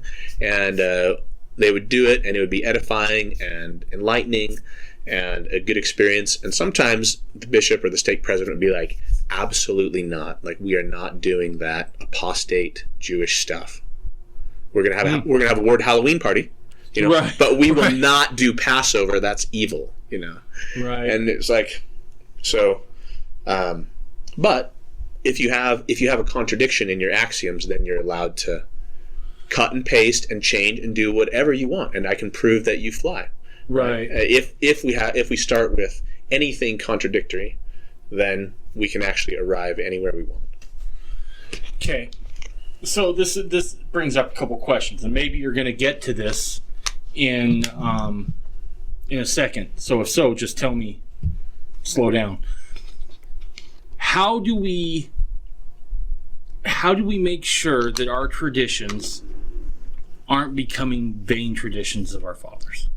Right? Because I think that's a problem that Jesus, I know that's a problem that Jesus had to contend with in the New Testament, right? Yeah. Because you had the Pharisees who had all these other traditions that had creeped in, that had become part of the law. They had become elevated. That's exactly right. How do we make sure that we don't, if we do these feasts and these sorts of things, that they don't become more important than the message itself, the Savior itself? Oh, now that's kind of a separate question. It's kind of two questions there, I think. Yeah. I think it is super important to anchor ourselves, and the Book of Mormon authors are very clear about this. Like, they kept the law as well, but it was always, these things are pointing us towards Christ, right? He is the end of the law, meaning he is what everything is pointing towards. He is the goal, and Jesus would say things like that too in his mortal ministry. There's one time when he says, "I'm the light of the world," and this was, if I remember right, this was probably during Tabernacles, and they were one of the things, like part of their celebrations, they would light these big menorahs in the temple courtyard and stuff. And he is this rabble rouser, and he's like, that you're doing that because of me, Right. That's me. Yeah. You're symbolically enacting what I am doing right here, so pay attention, And there's another time when they have this water libation ceremony, this water pouring ceremony, where they pour water from the Gihon spring onto it, and he says, "I am, the waters of life. Whoever drinks the water I give, never thirst." Like this stuff that you're doing is symbolic of me, and because it didn't make it made some people pretty upset, right? That he would upset their traditions, Sure. So I think that's super important to, and actually it's one of the beautiful things, actually, because a lot of the holidays that we celebrate, as Gentiles, they're fun. Valentine's Day and St. Patrick's Day and Halloween and Christmas and Easter, and so and a lot of them have meaning, but they're kind of just like separate things. Like St. Patrick's Day doesn't have anything to do with Valentine's Day, right? No. Valentine's Day doesn't have anything at all to do with New Year's Eve, But when you look at the feasts that were given to Israel to keep forever, there is this common thread, A continuation through every single one of them, and they all point to the same things, and so that's really kind of a beautiful thing. It kind of ties your whole year together, and there's this continual reminder, which is what we're supposed to be doing anyway. We're supposed to be thinking about him all the time. Absolutely. So, kind of lost my train of thought there. No, you're good. We were just talking about trying to make sure that. Oh, yeah. Go ahead. Yeah, and the other thing you asked was, how do we make sure that our traditions don't become vain traditions? And I think it's so important to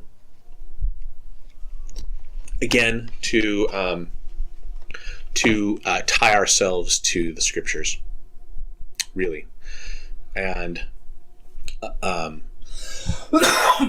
take it as an axiom that the scriptures, are more important than the traditions. Although the scriptures allow for variation in how people celebrate or keep the commandments, but there needs to be this freedom. And what people need to remember is not to be offended if someone interprets a scripture a little differently than they do. Right. If someone, whatever, someone has a different matzah recipe, but I mean, the Jews actually have laws about how the matzah can be made, and if it's not made in this very specific way, then it is invalid and you cannot use it. But all these rules that they have, none of those are actually what the scriptures say. Right. It just says eat flatbread, to remind you about the haste with which you left Egypt, and to remind you about the suffering that happened when you were in the wilderness, and to remind you when it comes time to celebrate and Passover that that I was without leaven, that I was without sin and without mixed, there was nothing mixed in me but the purest ingredients or whatever. And so then, if it's actually, I remember as a youth, I just reminded of this story when I became a teacher in the LDS church, right? So I'm 14 years old, and deacons pass the sacrament, teachers help to prepare it, right? They set out the trays and stuff, right? Priests are the one that bless it, and then the deacons and teachers and priests pass it usually. But my mom had this excellent recipe for homemade bread, and she shared it with many people, loved it, and I had my little interview with the bishop, and he was talking to me about my duties as a teacher and stuff, and how I'd be asked to bring the bread sometimes. And I said, oh, that's perfect. My mom has this great bread. She'll make a loaf of homemade whole wheat bread, and we'll bring it. And he's like, no, we want to have white bread for the sacrament because, it just reminds us of how pure, it's more pure, Wow. And I was like, okay, I don't, but, looking back, I'm like, the scriptures don't say white bread. No. It probably wasn't even a thing that that Jesus didn't have white bread, when he had the Last Supper, when he said, "Eat this in remembrance of my body." Yeah, I'm not sure the early pioneers had white bread. No, so we just there's absolutely nothing wrong with whole wheat bread for the sacrament, and but if we just build tradition upon tradition upon tradition and never go back to check, then we start to we'll just make up traditions and turn them into commandments. Like I said, I don't have a problem with traditions. It's fine. If the bishop had said, well, I prefer white bread, but if that's all you have, that's fine. But I prefer white bread for this reason, it's meaningful to me, but there's nothing against it, then that I think is great. If someone has a preference, but you just need to be sure that you don't elevate preferences or even meaningful traditions to the level of commandments. No, I think that's great. This is another problem. Problem that if you look at Christians and Jews and compare what they believe, and I lump Mormons in with the Christians, compare what they believe to the scriptures. The scriptures in many places say something along the lines of, you shall not add to or subtract from what I have commanded you. Or do not deviate to the right hand or to the left. Or anything more or less than this cometh of evil. And Jews, for the most part, have added a bunch more things to the law, and Christians have subtracted a bunch of things, and they're both like in error, one on to the left and one on the right. And I think like what the scriptures say is in the middle somewhere. Right. No, I'd agree with that wholeheartedly. And I go back to something as a surveyor, which is you may start out if you're trying to lay something out and you're off in your bearing, let's say half a degree. Yeah. And you're only going 10 feet, you're not going to see a difference. No problem. No, you maybe a couple hundreds, right? Yeah. But if you extrapolate that line out, half a mile, 2 miles, it exponentially grows, right? Yeah. It continues to grow and to expound until the point where all of a sudden where you intended to go, you're hundreds of miles away. And so I think you're 100% right that with some of these things that are traditions, which are fine, we constantly have to be doing bearing checks, right? Are we really on the course we're supposed to be? Let's look back a little bit. Yeah. Let's see where we're at. Now let's try to figure out where we're going. Because oftentimes if you're not careful in some of those traditions, they'll throw you off course. Yeah.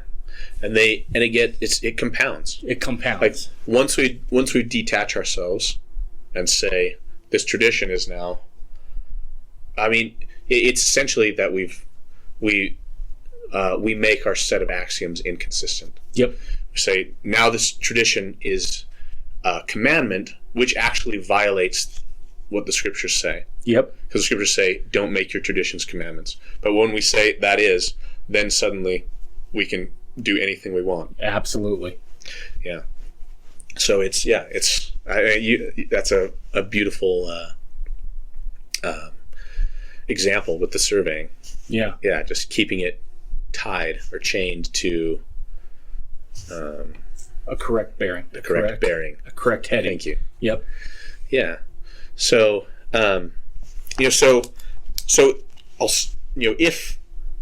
if those are our axioms as a Karaite Mormon, then the kind of religion that follows from that is that since God's words and commands are forever, and He does not lie or change, then any new scripture must harmonize with and support, or at least not contradict previous scripture.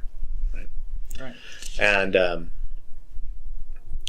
that also means that that God's words or His plan for salvation also does not change. Like God has not had different plans of salvation for different groups of people at different times. So we're doing fine. Are we doing fine on time? We're doing fine. Okay. Look, I set these up to be long form conversations. All right. So I can go as long as you can, man. Okay. All right. So any other thoughts from you before I No, I think that's great. Okay. I'm thoroughly enjoying this. Now my it took me a while to kind of arrive at these conclusions, but my conclusions right now, and I feel like they are well supported, and we'll get into some of that here in a minute, but like I don't believe that any commandment that God has ever given is done away.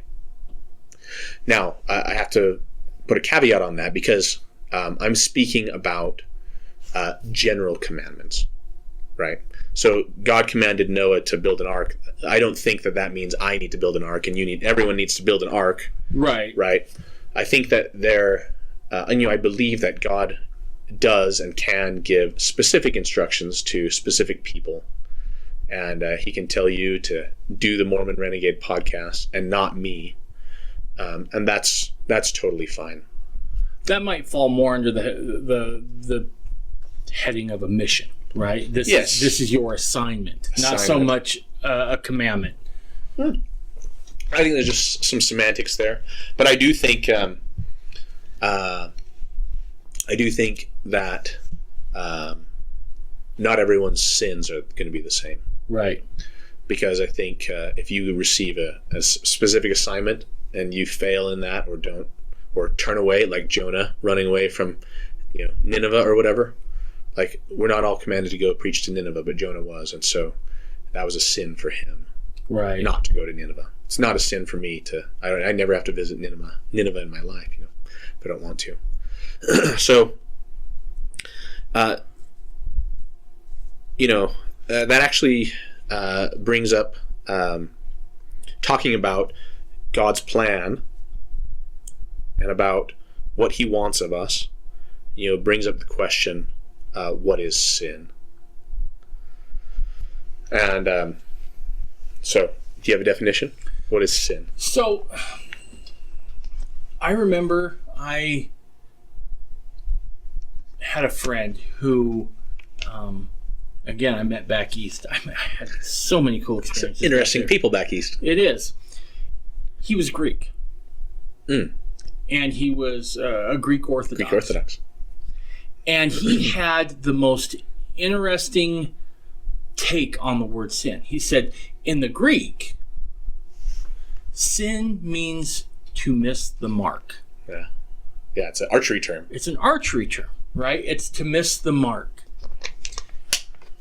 And in some ways, I really like that, because as a guy who's supremely flawed, like I am, that gives me the opportunity to say, I screwed up. Yeah. But I'm practicing.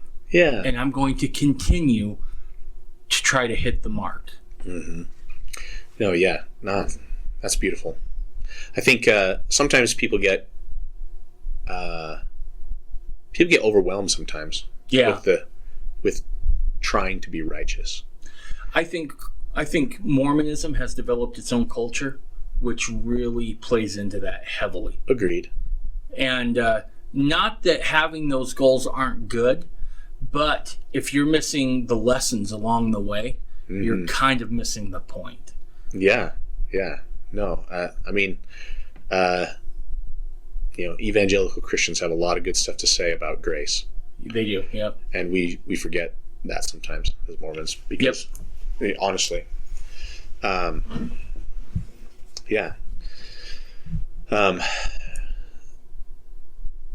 gives us weaknesses, so that we can rely on Him. This is Ether. What was it? Ether. I can't remember. I can't. 4 or 12. But I knew what you're talking about. Yeah, gives men weaknesses that they might be made strong. If we rely on Him. So there's weaknesses. Weaknesses are not sins necessarily, and even sins themselves are.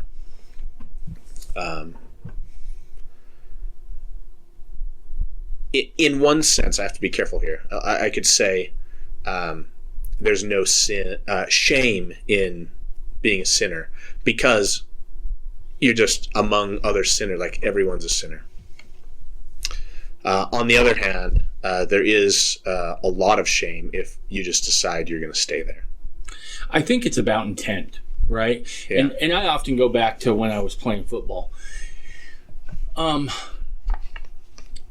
It's a sad truth. I can't even say it's a sad truth. It's a truth, an uncomfortable one maybe, that we learn way more from our mistakes than we do from our victories a lot of times, right?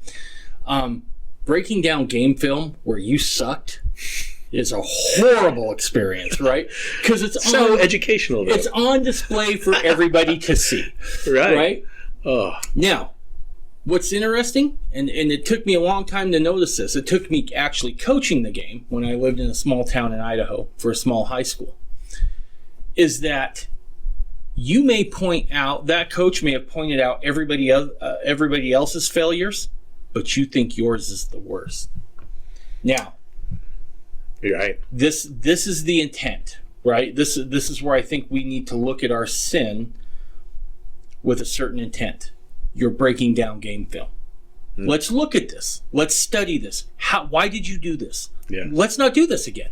Yeah. Instead, let's do this. I think if we can use our mistakes and our mishaps, our sin, in such a way to get better, Yeah. I think we're working the plan. I think that's the plan. That's the plan, right? You are working the plan. Good for you. You must experience that to Right. learn. Yeah. Now, if you're, well, crap, I screwed up. I'm just done trying and I'm just going to stay here and keep screwing up. That's different. That's right. And so I think it's the intent, right? Yeah. Actions, actions don't always, actions don't reveal intent. Not always. I mean, No. they're definitely connected, but I think that's important. My wife, Charlotte, just, she watched an interesting video teaching this principle about like how to criticize someone in like the most productive way, because when someone like corrects I should say, rather than criticize, when someone corrects or criticizes us, like we take it personally. And the reason for that is like we think that they're saying we are a bad person, or like we're not worth as much or something, when really they're just criticizing what we were doing, that we weren't doing it in the best way, or we were doing it in a way that was annoying or whatever. And as long as if you're the one criticizing, you like make it clear, like, this is not about whether you are a good person or a valuable person. It's just that you're doing something that I think could be improved, Right. And I know that you want to do good, and so I have an idea for you. Right. And same thing if you're receiving it, whether they say it or not, just like internalize, like, I have good intent. I want to do better. I want to do good. And so I'll take this as a critique of my actions, but not my intent, because my intent, even though I fell short or was lazy or whatever, like, I do want to do good. And so I think, yeah, like the intent is key. And, and I'm so grateful that we will be judged on that. Like God says, I look on, men look on the outward appearance, but I look on the heart. Right. And so I feel pretty,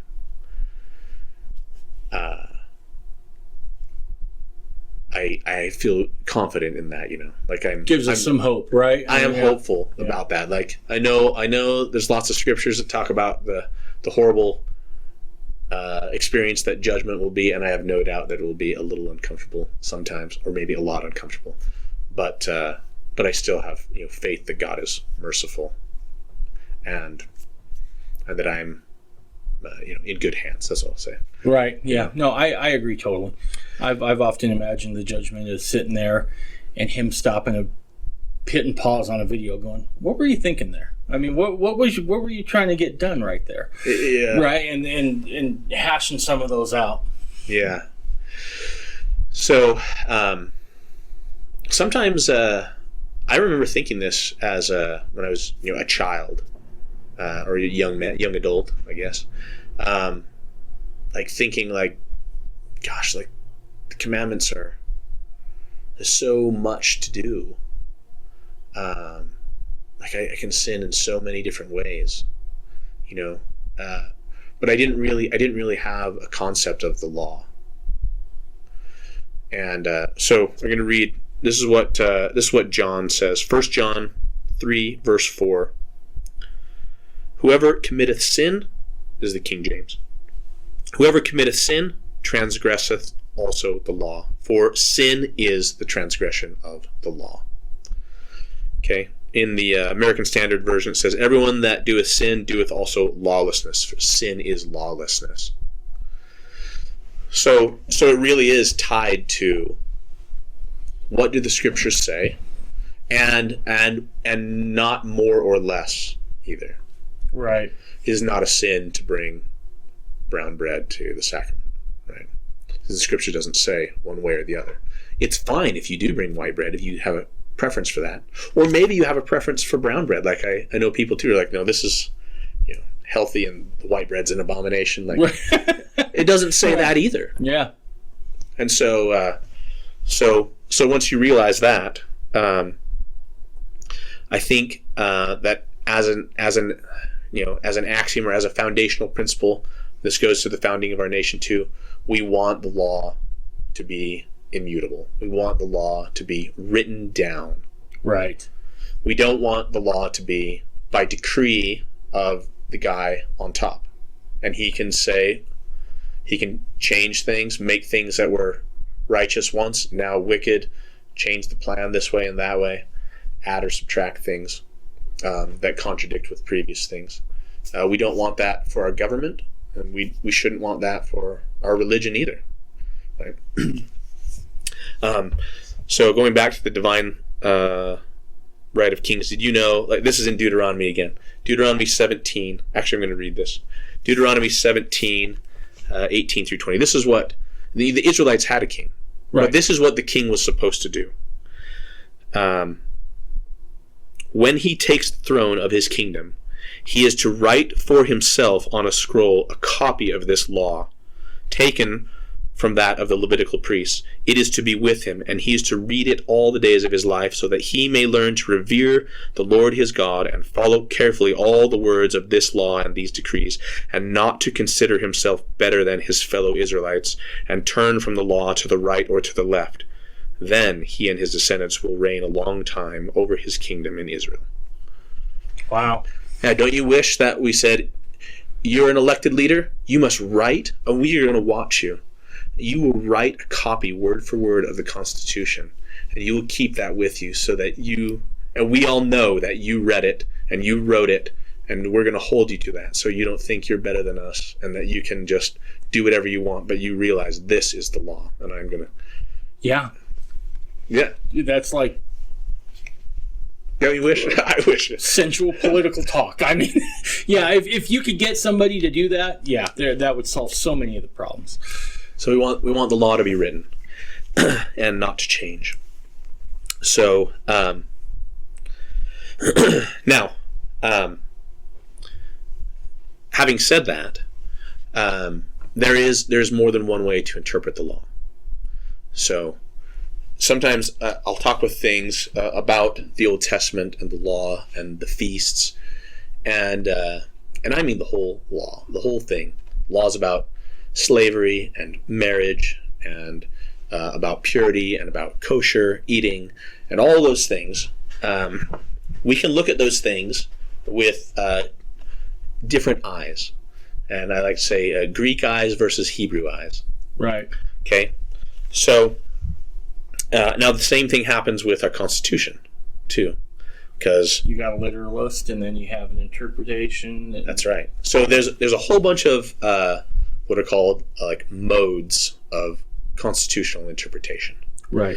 And there's a bunch of different ones, but I just want to highlight kind of these two opposite ends. One is the originalism. Mm-hmm. Okay. Originalism is based asserts that all the statements in the Constitution must be interpreted, and are best interpreted based on the original understanding at the time it was adopted. Right. In other words, originalists want to know what the founding fathers and the other colonists were thinking. We want to know how they used and defined words, what they thought about government and the law, and the issues and the problems that they were facing in their day that led them to include particular wording. Okay, and then on the other end, we have, one other thing is that this view implicitly believes that the Constitution is stable. In other words, its meaning doesn't change. And that if you want to change the Constitution or its meaning, the only way to do that is according to Article 5. Right. Okay, but then we have the concept of the living Constitution, which says that the Constitution should be interpreted based on the context of current times and current political ideas and ideologies and modern usage of and definitions of words and modern views on the purpose of laws and the scope and power of governments and all those things. And if you take these views, you're going to end up with very different ideas. Right. So applying that to religious ideas, it's Greek versus Hebrew eyes. How do you interpret the text? So here's a little exercise. Okay. I'm going to ask you for your responses, and you can tell me either I just want you to tell me what's like the common, some of the like short descriptors maybe of what people think of the law of Moses, like Christians or Mormons, like. Okay, I think that most Christians and Mormons look at the law of Moses as the taskmaster that pointed us towards Christ. Okay, taskmaster. I mean, I've heard people say it was harsh. Mm-hmm. Okay, a burden. Preparatory in some ways. Yes. Complex. Impossible to keep. I have even heard some people say it was wicked, like that it was like, or it was a curse. Stretch. It is a stretch. That's not the usual, I'll say. Right. But it is common to hear people say it was a curse. Yeah. Those laws were given to them as a curse. Yep. It was a burdensome curse. So that is with our Greek and Roman eyes. But if you want to know what the Hebrew eyes, the Israelite eyes looked at, how they looked at the law, you can read in the Psalms. This is Psalm 19, starting at verse 7. The law. Oh, let me back up to the law. The law and the commandments. Sometimes those are synonymous. And the commandments, the scriptures. You'll notice sometimes they talk about the judgments, the statutes, the testimonies, the commandments. Those judgments, statutes, and testimonies, those are like different kinds of commandments. Okay, the testimonies are the remembrances, like Independence Day, or like in the Hebrew, it's Passover, like we're memorializing something, or the Sabbath, we're memorializing this seventh day of creation. Those are the testimonies. Statutes are things that don't necessarily make sense. Okay, like don't eat pigs.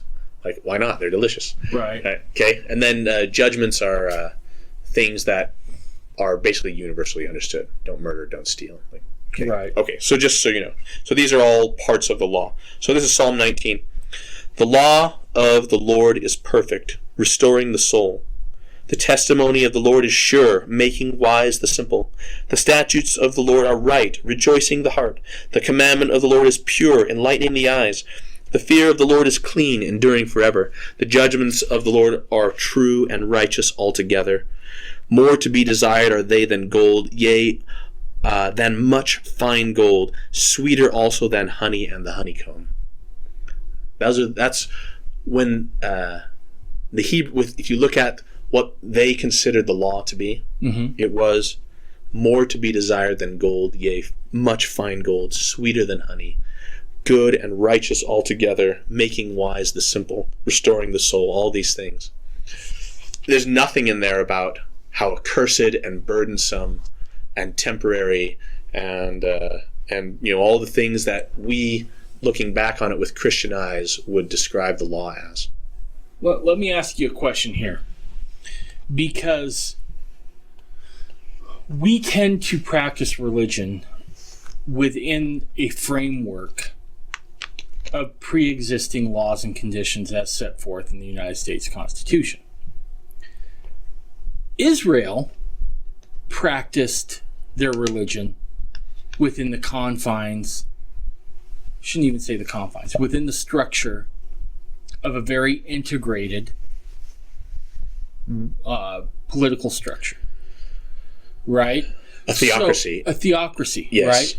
So if we look at Sometimes, yes, sometimes you're correct. That's how it was meant to be. Right. So as you read that out of Psalms that you just did, I think, well, of course that would be sweet to them because they are forging a new or attempting to perpetualize, if that's even a word, this system that comes from utter chaos, right? Because you have to remember, this law springs forth, a lot of it, in a time when Israel is plucked out of Egypt. Yeah.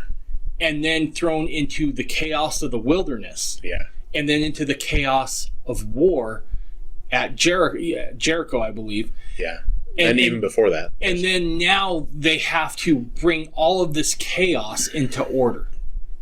So I think for most Mormons and most Christians, there's a bit of a disconnect there because we tend to look at religion as being able to operate within this very secular framework that is the United States Constitution, right? The founders were very deliberate in how they framed the word God versus this Hebrew outlook on it, which is the law and the Lord are very much entwined, right? It's very nationalistic. Right. So my question is that as Mormons, and especially fundamentalist Mormons, do we need to start thinking about keeping these things as almost a type of counterculture? A peaceful one. Yes, absolutely. Right? A peaceful one that can coexist and harmonize, but a counterculture nonetheless. Yeah. Do you have any thoughts on that? Yeah, I think it's, well, I mentioned, Israel did not always do, they were, in the history of the Bible, they were very seldom sovereign, actually. Right. They were for a little while, and then, and then they were in Babylon, and then they came back for a little bit, but they were really, a vassal state to Persia, and then the Greeks took them over, and then the Romans, and then they were scattered. Right. And so there's not very much time when they're actually independent. There were, bits and pieces there. Even during Jesus's day, right? Under the Romans. They were under the thumb of the Romans, and still Jesus encouraged everyone to keep the law and encourage righteousness, but also, but he had a lot to say about the traditions of the elders. Like I said, maybe we'll get to that some more. So I do think it's important to keep as many of the commandments as possible, right? Even in Jesus's day, they could not keep all the commandments. They just couldn't, because the Romans wouldn't allow them to have their own courts and stuff, for example. And the same is true for us. Like, you read the scriptures, the saints are supposed to have their own courts and councils for everything, not just religious things, but for civil matters too. That is the ideal, as you mentioned. But we can't. That's okay. That shouldn't stop us from doing everything that we can. Gotcha. Right? And God will take that into account. Like, He knows the circumstances. And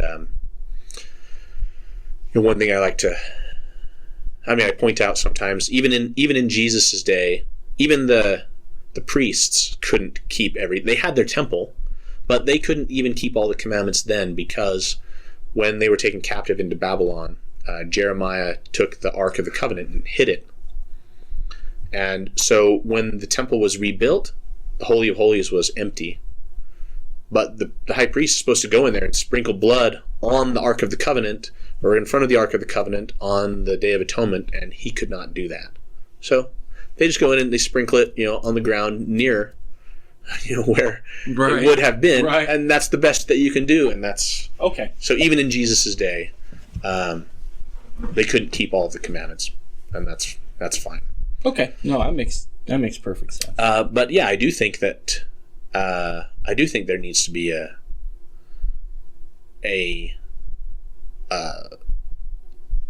almost, I would say, nationalistic revival of that. We are like ancient Israel, like we are still a nation, even though we're part of Rome. We are Israelites still, and and we have our own unique customs, and we're going to keep them as best we can within this framework of this society that we're in. And I think the Constitution of the United States is beautiful because it kind of allows for that, right? And allows other people to have their communities too, and we can be allies, but not have to be, but have freedom still. Yeah. Yeah. So, so there's more than one way to, interpret things. So let's see. I do want to say, let's see. I'm going to do another eye exam, I guess. Okay. Greek versus Hebrew eyes. Okay. Okay. So I ask people this sometimes too: is before the atonement was accomplished, people living back in King Solomon's day, Elijah's day, Malachi, whatever. How were they forgiven of sins? How do they obtain forgiveness of their sins? It's through animal sacrifice. Yeah, right. That's the usual answer. And so, but then, if that were the case, then what need was there for the atonement? If you could actually be forgiven by sacrificing an animal. And the answer is, the answer that I would say to that is that is a gross misunderstanding of what sacrifice is for. Sacrifice never was meant to be like a competing method of salvation with the atonement. And in Hebrews, the Apostle Paul says, those blood of goats and sheep, that never forgave anyone's sin.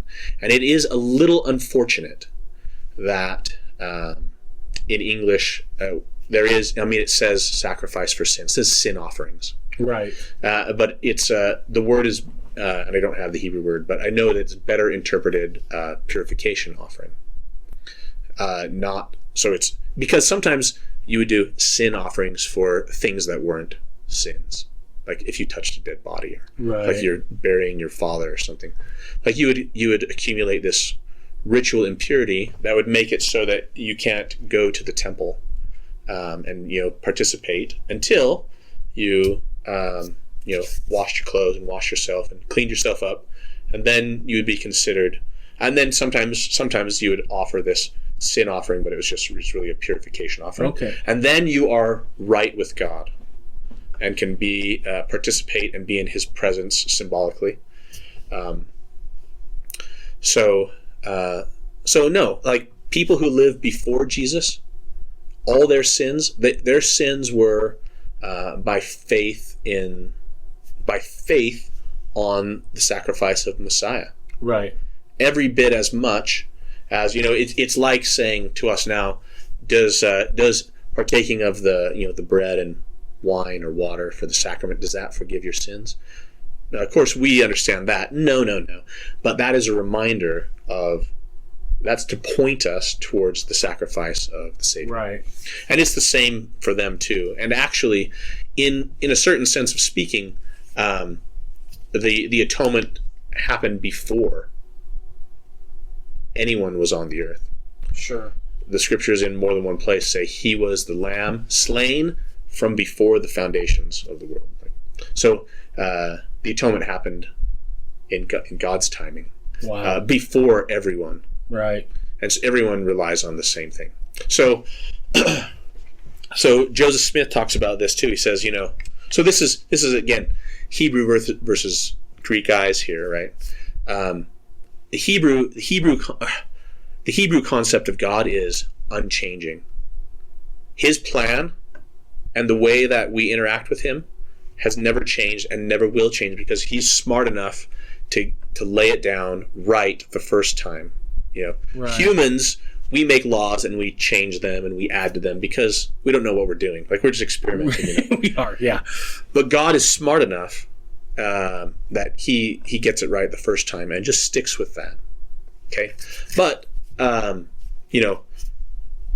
Jesus is killed, Jews are scattered, Christianity starts to spread among all these former pagans, Right. Greeks and Romans, and who knows what else. And what do Greeks think about their god, their gods? They think, are their gods constant?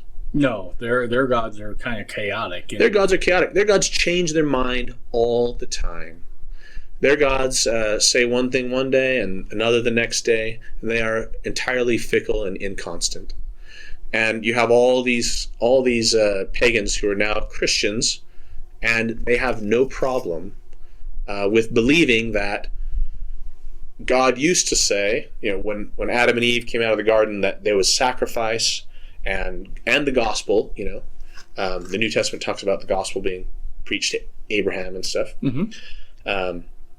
But then Abraham comes along, and there's circumcision is added to that, and then Moses comes along, and like all the gospel stuff has gone away, and we replace it with this all this minutia of the law of Moses, and then Jesus comes along and does away with all of that, and also the circumcision stuff with Abraham. But then someday there will be sacrifice again, because the Old Testament talks about that, and Joseph Smith talks about that, with the gospel stuff, and like we don't have any problem swallowing that, because we just have this. We're looking at everything with Greek eyes, and we're not pagans. No, but we have inherited these ideas from our ancestors that, God does change his mind sometimes and comes up with a new plan. It used to be by animal sacrifice, but now it's by Jesus. And like those people were saved in a different way than we are saved. Right. And so I'm actually going to, let's see. It's a problem with cultural heritage, so to speak. Yeah, exactly. So this is Joseph Smith. This is Teaching of the Prophet Joseph Smith, page 59. Now, in this quote, he's talking about the gospel, what we consider the gospel, being around in ancient times before Jesus. Okay, so it's a little different than saying that the law of God given through Moses is applicable today, but you get the idea. So Joseph Smith says, we all admit that the gospel has ordinances, and if so, had it not always ordinances, and were not its ordinances always the same? Perhaps our friends will say, meaning like our Christian friends, right, that the gospel and its ordinances were not known until the days of John, the son of Zacharias, in the days of Herod, the king of Judah. But we will here look at this point. For our own point, we cannot believe that the ancients in all ages were so ignorant of the system of heaven as many suppose, since all that were ever saved were saved through the power of this great plan of redemption, as much so before the coming of Christ as since. If not, God has had different plans in operation, if we may so express it, to bring men back to dwell with himself, and this we cannot believe, since there has been no change in the constitution of man since he fell. Like, men still have the same problem, and so God's solution is still the same, and always has been. I love, he says, this is something that Mormons cannot believe, is that God would have a different modes of salvation at different dispensations. Right. We do not believe that. Otherwise, God is partial. Right. I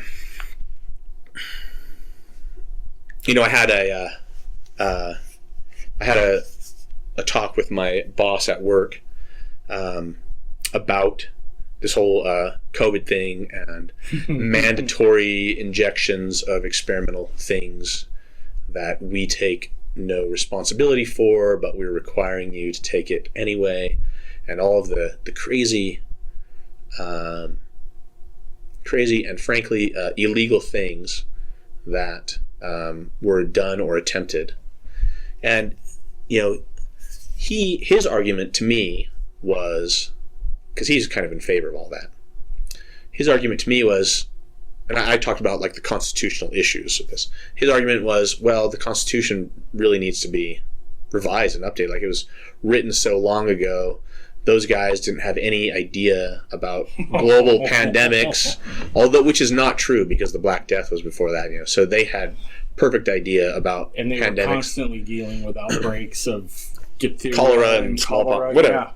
Like, no, that's not even true. Like, your premise is not even true. But he says, we've just advanced in technology so much. Like, don't you think, like, we should, and we know better. Yeah. Now we know better. Don't you think we should, like, update the Constitution so that we can force people to do these things and stuff, and do what's best for society, And my response was, the Constitution is not concerned with updates in science or technology, and it's true that, like, we have not discovered, at the time the Constitution was written, we didn't know about many of the things that we take for granted now, scientific and medical discoveries. But there is one discovery that the Founding Fathers knew very well about, was discovered before the Constitution, and that was the nature of mankind. Right. And that has not changed. And that is the issue that the Constitution is addressing, not technology and updating that.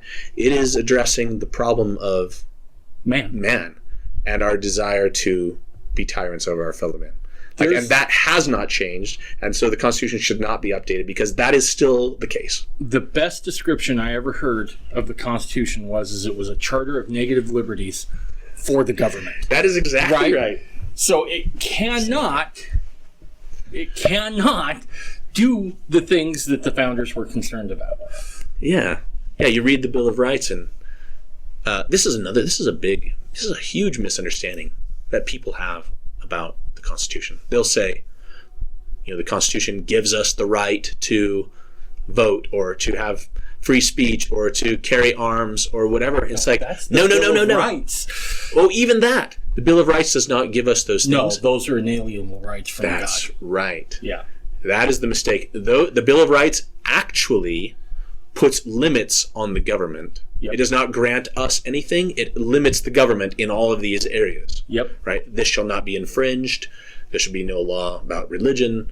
Right of free speech, all those things. So, anyway, so Joseph's talking about, so the Constitution is still a valid document because human beings are the same. Even though we have more technology, we're still the same. We are humans still, with the same weaknesses, sinful natures, and proclivities that we have always had. Everything that makes us human. Yeah. Yep. And so Joseph says the same is true when it comes to our salvation and God's plan for us. It says the nature. What did I say?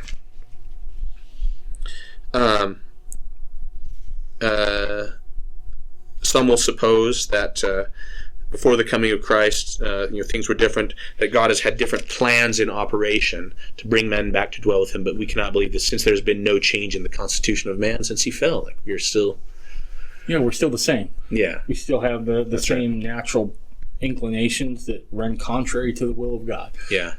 So sometimes when we refer to the law of Moses, sometimes it's kind of used in a little bit of a pejorative sense, I think. It's like, that was Moses' law, Really, I think a more accurate thing is to say the law of God revealed or given to Moses. Right.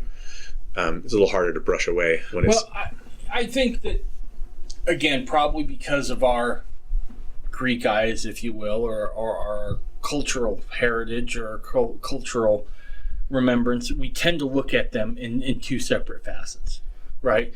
There's this dividing line between Moses, the law of Moses, and then the higher law that's often spoken about in Jesus. Yes. The issue that I keep coming back to is, if this is the restoration of all things, it has to include Moses. That's right. We don't get to just exclude that because we feel like we're under a different covenant. Are you reading my notes here? No, sorry. No, that's right. We tend to think of, no, that doesn't apply to us anymore because we have Jesus. Yeah. Right? That's right. And I don't think that's the case, right? Yeah. You have to take a holistic view of the gospel, especially if you make the claim that this is the restoration of all things. That's right. Yeah. Amen to that. So, you mentioned the restoration of all things and the law of Moses. So I have another quote here from Joseph Smith, Teachings of the Prophet Joseph Smith. This is like page 172, 173. It's kind of long, but it's good. Actually, he starts off with this quote starts off with a really interesting statement about what the keys of the priesthood are. Okay, so you'll ask 10 different people and get 10 different answers. But there's validity to all those different answers, no doubt. But Joseph here boils it down to two things. He says the keys of the priesthood consisted in obtaining the voice of Jehovah and in the offering of sacrifice. That constitutes the keys of the priesthood. And in some sense, I'm sure you could assign Melchizedek and Aaronic to those things. But anyway. So I'll start here. Thus we behold that the keys of this priesthood consisted in obtaining the voice of Jehovah, that he talked with him, Noah, in a familiar and friendly manner, and that he continued to him the keys and covenants and power and the glory with which he had blessed Adam at the beginning, and the offering of sacrifice, which also shall be continued at the last time. And this is in bold here. For all the ordinances and duties that ever have been required by the priesthood under the directions and commandments of the Almighty in any of the dispensations shall be had in the last dispensation. Therefore, all things had under the authority of the priesthood at any former period shall be had again, bringing to pass the restoration spoken of by the mouth of all the holy prophets. Then shall the sons of Levi offer an acceptable offering unto the Lord, and he shall sit as a refiner and purifier of silver, and shall purify the sons of Levi and purge them as gold and silver, that they may offer unto the Lord. Quoting Malachi. It will be necessary here to make a few observations on the doctrine set forth in the above quotation, and it is generally supposed that sacrifice was entirely done away when the great sacrifice, i.e., the sacrifice of the Lord Jesus, was offered up, and that there will be no necessity for the ordinance of sacrifice in the future. But those who assert this are certainly not acquainted with the duties, privileges, and authority of the priesthood, or with the prophets, meaning they don't understand what the prophets have said about sacrifice. Continuing, he says, the offering of sacrifice has ever been connected and forms a part of the duties of the priesthood. It began with the priesthood and will be continued until after the coming of Christ, from generation to generation. We frequently have made mention of the offering of sacrifice by the servants of the Most High in ancient days, prior to the law of Moses, which ordinances will be continued when the priesthood is restored with all its authority, power, and blessings. It is a very prevalent opinion that the sacrifices which were offered were entirely consumed. This was not the case. If you read Leviticus 2, verses 2 through 3, you will observe that the priest took a part as a memorial and offered it up before the Lord, while the remainder was kept for the maintenance of the priests, so that the offerings and sacrifices are not all consumed upon the altar, but the blood is sprinkled, and the fat and certain other portions are consumed. These sacrifices, Joseph just mentioned the Levitical sacrifices and also the patriarchal sacrifices, with Noah, and so it says these sacrifices, as well as every ordinance belonging to the priesthood, will, when the temple of the Lord shall be built, and the sons of Levi purified, be fully restored and attended to in all their powers, ramifications, and blessings. This ever did and ever will exist when the powers of the Melchizedek priesthood are sufficiently manifest. Else, how can the restoration of all things spoken of by the holy prophets be brought to pass? It is not to be understood that the law of Moses will be established again with all its rites and variety of ceremonies, but this has never been spoken of by the prophets. But those things which existed prior to Moses' day, namely sacrifice, will be continued. It may be asked by some, what necessity for sacrifice, since the great sacrifice was offered? In answer to which, if repentance, baptism, and faith existed prior to the days of Christ, what necessity for them since that time? Okay, so there's kind of a lot to unpack, but one is what you said, spot on. every single thing that has ever been required of the priesthood in any of the dispensations is going to be had in the last dispensation. And I would actually argue that everything that has ever been in any dispensation has always been required, but we have been prevented from keeping them from time to time for apostasy or oppression from foreign governments or whatever, but that the Word of God itself, whether we're keeping it or not, the Word of God stands forever. Right. That's what I would say. So there's one thing. Another thing is, what's he talking about? If repentance, faith, and baptism existed prior to the days of Christ, what need for them since? He's kind of making an argument by symmetry here. That, well, what do faith, repentance, and baptism do for us now? And the answer is, go ahead, give me an answer. Well, they serve as the, faith, baptism, and repentance is the entryway into the gospel kingdom. Yeah. Right? I mean, it's an ordinance that must be kept. Yeah.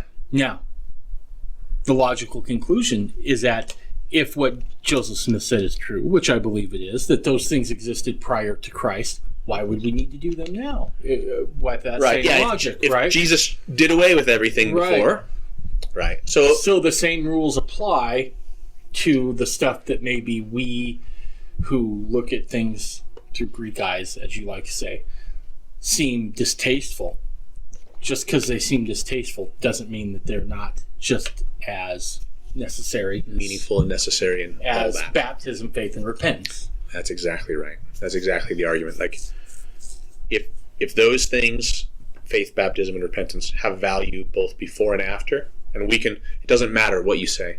You give any benefit, any reason why God would say those things, why God would command those things and tell us about those things.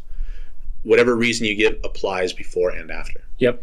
And the same thing, if you can come up with any good reason for sacrifice, like, it's the same reason now. With all the principles of the gospel, it's just this. It was he did come in the meridian of time, but there wasn't like a discontinuity in God's plan. No. Everything before and after just points towards the meridian. Everything before and after points towards the great sacrifice. I think we tend to look at things as being in different books, while God looks at things as being different chapters of the same book. Right? That's a good way to put it. And so oftentimes we tend to be like, nope, Old Testament is done. That's the end of that book. We don't have to worry about what's in that book. Maybe we reference it from time to time as historical. Historical, but that's done. Now we're in this new book. And I don't think God references it that way. I think it's the same book with different chapters, and those chapters are just as important. The other thing I want to say at this point is that you've done a great job there of making the following point, which is, I asked the question earlier, why weren't these things brought up by Joseph Smith or restored by Joseph Smith? As fundamentalists, we have a propensity to say we're going back to the source, right? Yeah. The source being Joseph Smith.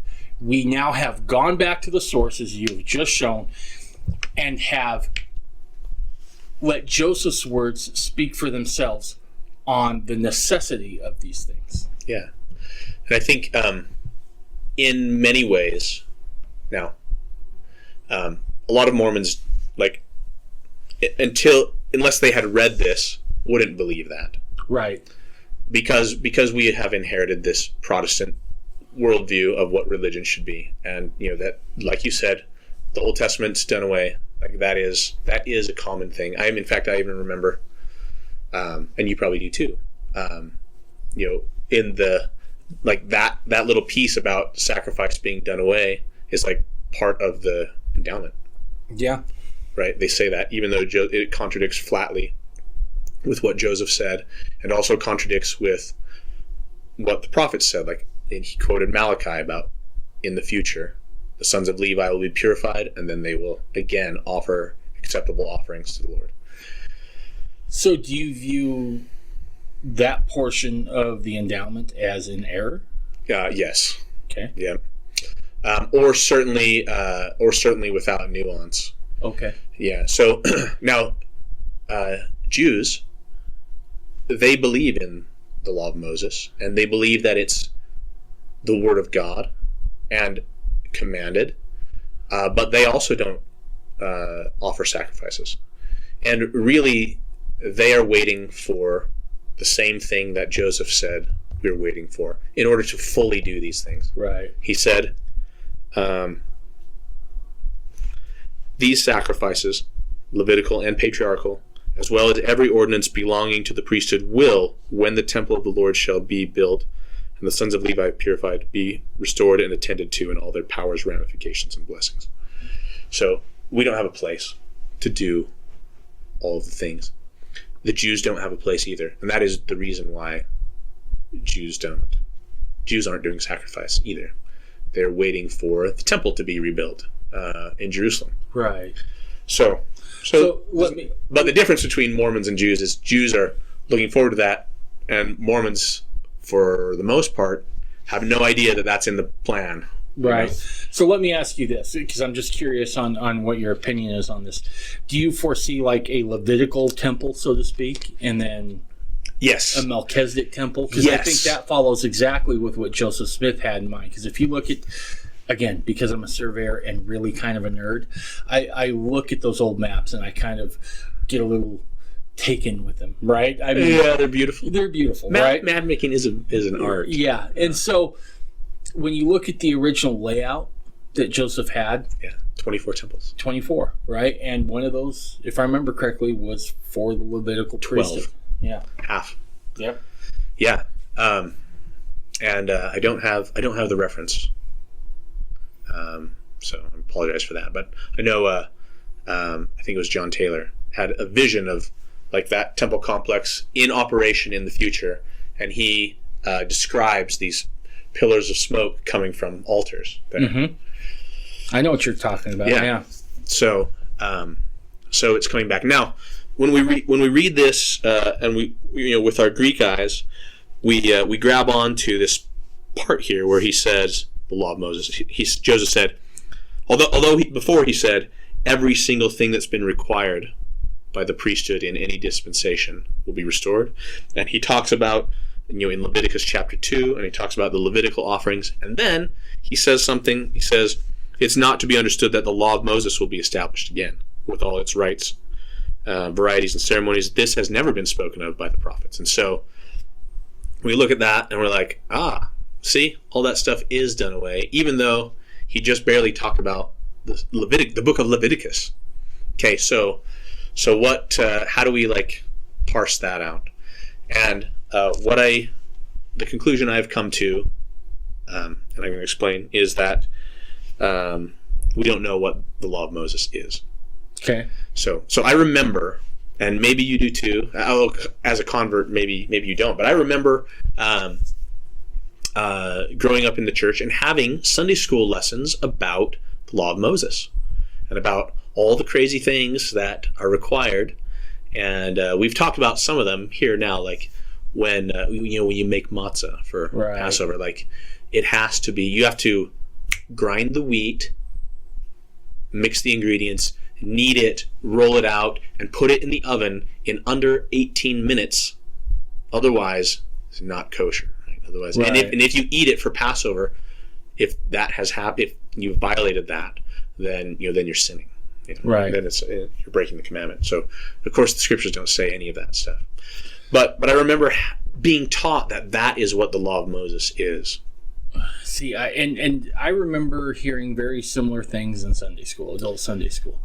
And I'm like, we don't really know, right? Because by the time we start getting a real good record of what the law of Moses is, in quotes, it's already been, pardon the expression, kind of probably bastardized a little bit by some of the Pharisees, right? Oh, yes, 100%. And so we don't know exactly what that was. So I agree with you totally there. Let me ask you one more question before we move on here. How do you square that with what Jesus said in 3 Nephi when he said, animal sacrifices are done away with now. Now I require the broken heart and the contrite spirit. Yeah. How do you square that? Yeah, that's a really good question, and that's a big question. I'm going to start with the broken heart and the contrite spirit. Because people read that and they'll be like, this is like a new thing. When in fact, broken heart and a contrite spirit, that's an old thing. Right. That's in Deuteronomy. Mm-hmm. You know. Okay.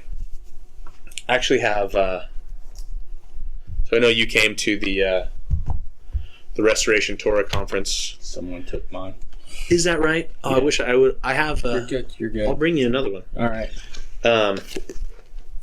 So not this one, but last year, the talk I gave was about animal sacrifice specifically, and I talked about that Book of Mormon verse, that specific Book of Mormon verse in 3rd Nephi. So I'm going to refer to that. Let me open it up here. So there's several things going on. I'm going to read that. So 3rd Nephi, chapter 9, verse 17 through 19. Behold, by me redemption cometh, and in me is the law of Moses fulfilled. I am the light and life of the world. I am Alpha and Omega, the beginning and the end. And ye shall offer up unto me no more shedding of blood. Yea, your sacrifices and your burnt offerings shall be done away, for I will accept none of your sacrifices and your burnt offerings. Okay, so we have like the standard interpretation of that is at odds with what Joseph just said. Right. And it also is at odds with what Malachi and Isaiah and Ezekiel say. So yeah, we have to harmonize that. And one way, I would say, is to accept that God has different plans. And like he said, yes, do sacrifice. No, now I won't accept that. Now it's actually wicked. But in the future, that will be righteous again. And I don't really like that kind of a God. You know, that's the Greek. That's the Greek God, because their gods are fickle. So my interpretation to that is that we can look at some of these words with the Karaite axioms instead of the Greek axioms. The Karaite axioms are every scripture that's given has to harmonize with the previously given scripture because God is constant. So we'll take one. The first one. In me, the law of Moses is fulfilled. So in English, fulfilled has a range of meanings. Sure. It can mean, like you look up in a dictionary, there'll be 3 or 4 definitions or something, right? The one that we latch onto with our Greek understanding is fulfilled means wrapped up, finished, done. Right. But if we're looking at it through Hebrew eyes, we might read that and say fulfilled means he did it, not that it was done away. This is like when Jesus goes to John the Baptist and says, "Baptize me." John says, "Not worthy." Not worthy to unlatch your shoe. Jesus says, "Suffer it so, for we must do this to fulfill all righteousness." Right. So when we read Jesus fulfilled all righteousness right there, does that mean that he did away with righteousness? Or does it mean he performed the righteousness? Yeah, he performed it. Performed it, yeah. And I believe when Jesus says, "In me is the law of Moses fulfilled," that means a couple of things, but in a positive sense, not a negative. One is that he came to set an example for us. We believe that. He was sinless. That means he kept the whole law. He did the whole law. And not only do the whole law, but he showed us what the law meant, and to remind us that the law was pointing to him, and also reminds us not to be concerned, or at least not overly concerned with the legalistic minutia of the law, right? Like about how long water has been touching that flour before it goes in the oven. Like That is not what it's about. It's about what the words say. It's about getting rid of the traditions. It's about loving your God and loving your neighbor. And all the other commandments hang on these things, right? So that is the sense at which he fulfilled it, is that he actually did it, set an example for us, and showed us how to interpret the meaning of the law in the way it was intended. Okay, so there's one. Okay, now I like to point out that this verse in the Book of Mormon is actually, well, I have to back up a little bit because I don't believe that the Book of Mormon is perfect. I do believe what Joseph said, that it's the most correct book, and it will, bring us closer to God by abiding by its precepts. Okay, I don't have any problem with that. But the Book of Mormon authors themselves say a bunch of times, if there's anything wrong with this, like, they're the errors of men, and don't condemn this because you found an error in it. Right. You know what I'm talking about? Yep. Okay. So, so here's, so we have a saying in English, more is better. Right. Okay, so Jesus says, well, let me back up. So I don't know if you've ever tried to translate something to a different language. No. It's tricky because you'll read a word in the foreign language, and that has a range. It'll have a range of meanings. Right. You look up in the foreign dictionary, and there's 4 definitions for it, and you have to pick one, and then put it into English, and you'll pick an English word, and it has a range of meanings too.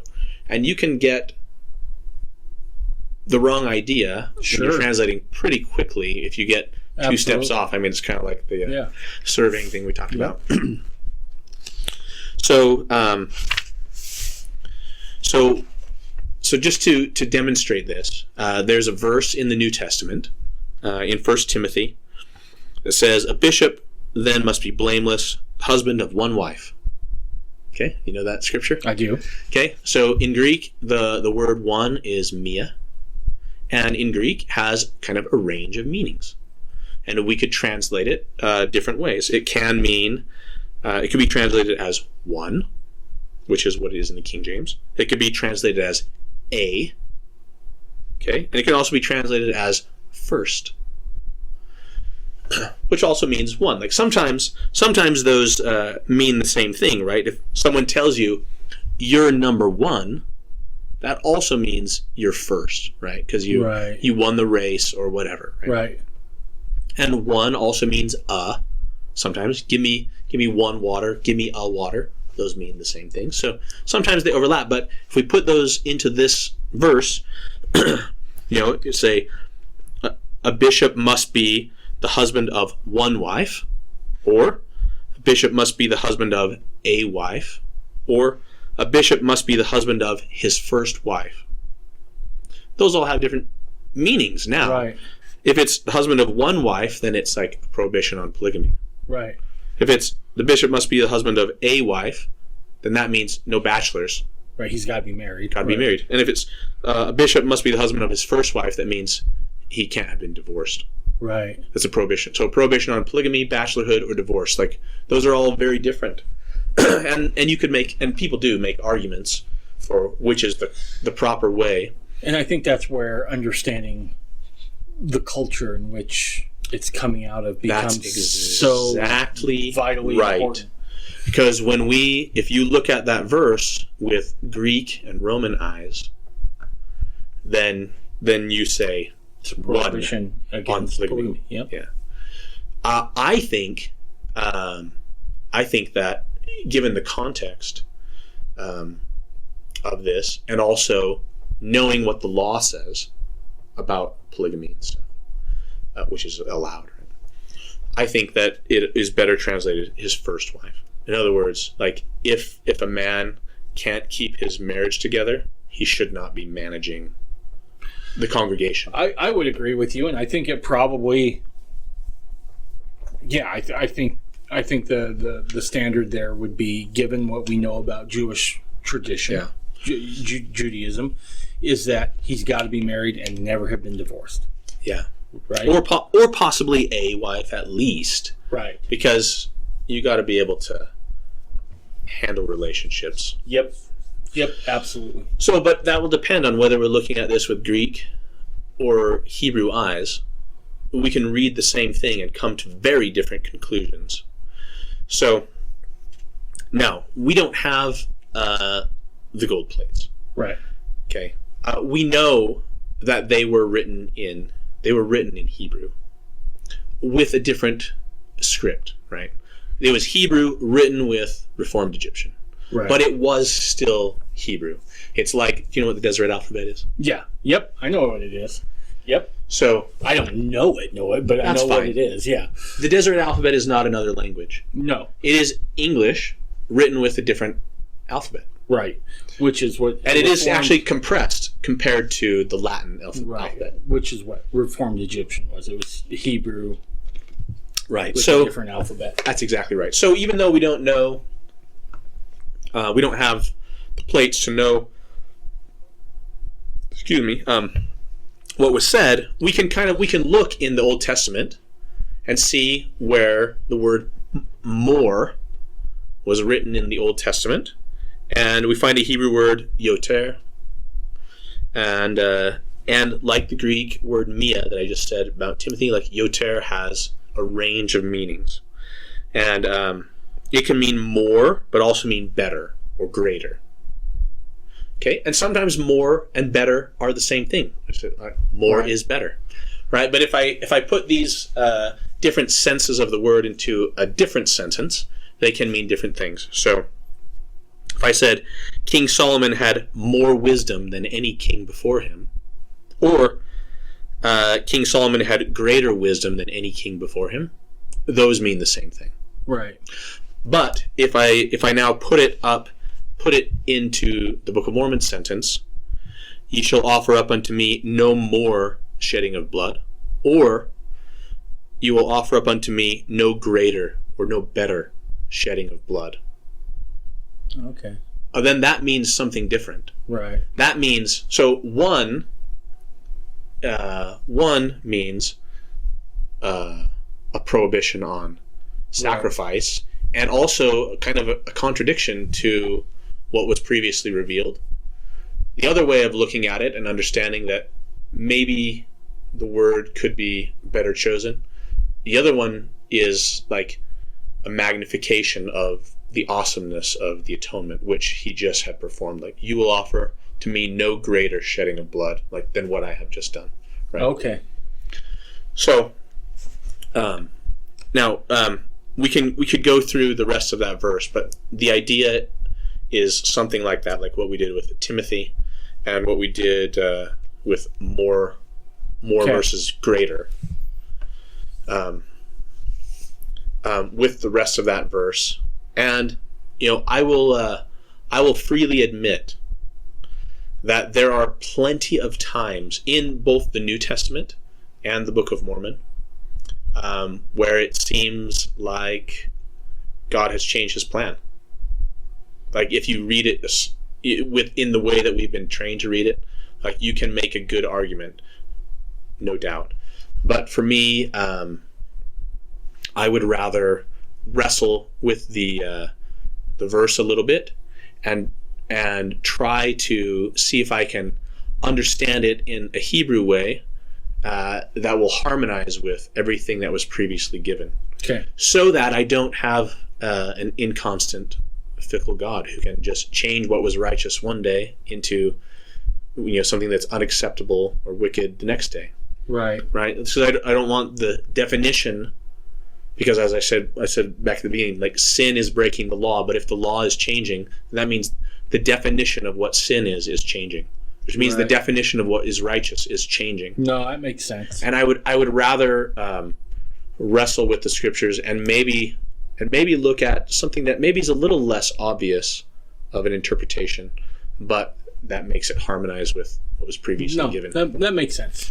So we could go through the other parts of that, but you should just read my talk and you can get the rest of it. Is that something that you can maybe send me a link to, and I'll put it in the notes? Yeah, sure. Yeah, perfect. That's great. Okay. So back to like what the law of Moses is. Like in LDS Sunday school, I remember very distinctly having this lesson, and we looked at like what we do on Sunday, right, to go to church and to worship. And the teacher told us about all these ways that we were actually breaking the law of Moses. For example, like breaking the bread for the sacrament into bite-sized pieces, breaking the law of Moses. Writing in your journal or in the scriptures, or writing a tithing slip, against the law of Moses. Tying your shoes, untying your shoes, tying your necktie and untying it. All those things are actually violations of the law of Moses. And he went through several others. And in one sense, that lesson was, it was eye-opening. It was kind of like, oh, that crazy law of Moses, But I didn't know enough to know that none of those things are in the scriptures. No. Those are all rabbinic traditions that have been elevated. I wouldn't even say to the level of commandments. They are elevated above the commandments, because they're traditions. And I don't want to say anything bad about traditions for tradition's sake. Like I said, traditions are necessary. Traditions are beautiful. But when traditions get elevated to the point of superseding commandments, then they are Then there's wrong. a problem. Then there's a problem. That's right. So all kinds of things that you've heard about, and you probably think about, like Christians think, like Jews say, this is the law of Moses, and Christians agree. Yeah, that is the law of Moses. We don't want to do that. Eating meat and milk together, having separate utensils or even separate kitchens for meat and milk, and also one like separate things that are not contaminated with leaven for making matzah, for Passover. Washing your hands in a particular manner, wearing the yarmulke or the kippah all the time, making your Gentile servants work on the Sabbath, even though right. There's just a million things. There's thousands of them. And none of those are what God revealed to Moses. Right. Every single one of those is those things I listed are the traditions of the elders. And Jesus was criticized for breaking the traditions of the elders a lot of time. Yeah. Right. Yep. So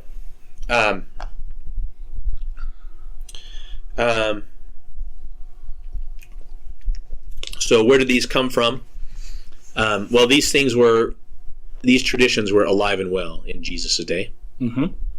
But they were all written down after the temple was destroyed in Jerusalem.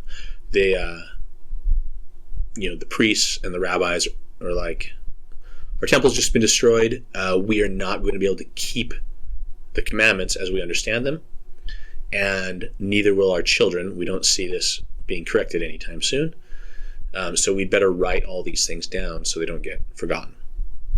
And so they wrote down all of the oral traditions in a book called the Mishnah. It's actually several volumes, I guess. And then that was like from the time of the temple destruction till about 200 or so, and then from then to about 500 or so, the Gemara was written, which is like commentary on the Mishnah, and those together are what's called the Talmud. And this is the oral traditions. This is literally the traditions of the elders, like codified. And I don't think that was started out of a bad spot, right? Oh, absolutely. I think that was started out of a feeling of necessity, because beforehand, Israel had a common land. They had common laws. Now, in the time of the diaspora, you are not going to be able to return to the temple. You are not going to be able to return to Israel anytime soon. So now I think the elders felt like we have to figure out a way to create social cohesion over vast expanses of space and time. Yeah. Absolutely. So I think that's where a lot of that comes from, was this desire to keep some sort of social cohesion. Yeah. And they did. And they have. And they've done a terrific job of it. Yeah. Tremendous. And there is certain beauty in some of those. One of the ones that I was fascinated with was the one about not having milk and meat together. Mm-hmm. And when I asked Joel's dad, Zeke, I was like, why do you do that? And he's like, you never mix life and death. Ever. Yeah. Ever. And I was like, I get that. Right? And, and so there are certain beauties in those. And I don't want to just discredit them whole cloth without giving them their props, so to speak, right? Oh, no. Yeah. Well, I'm glad you said that. Because there are beautiful things. Like, so my family, when it's a rabbinic tradition to light candles on the evening before the Sabbath.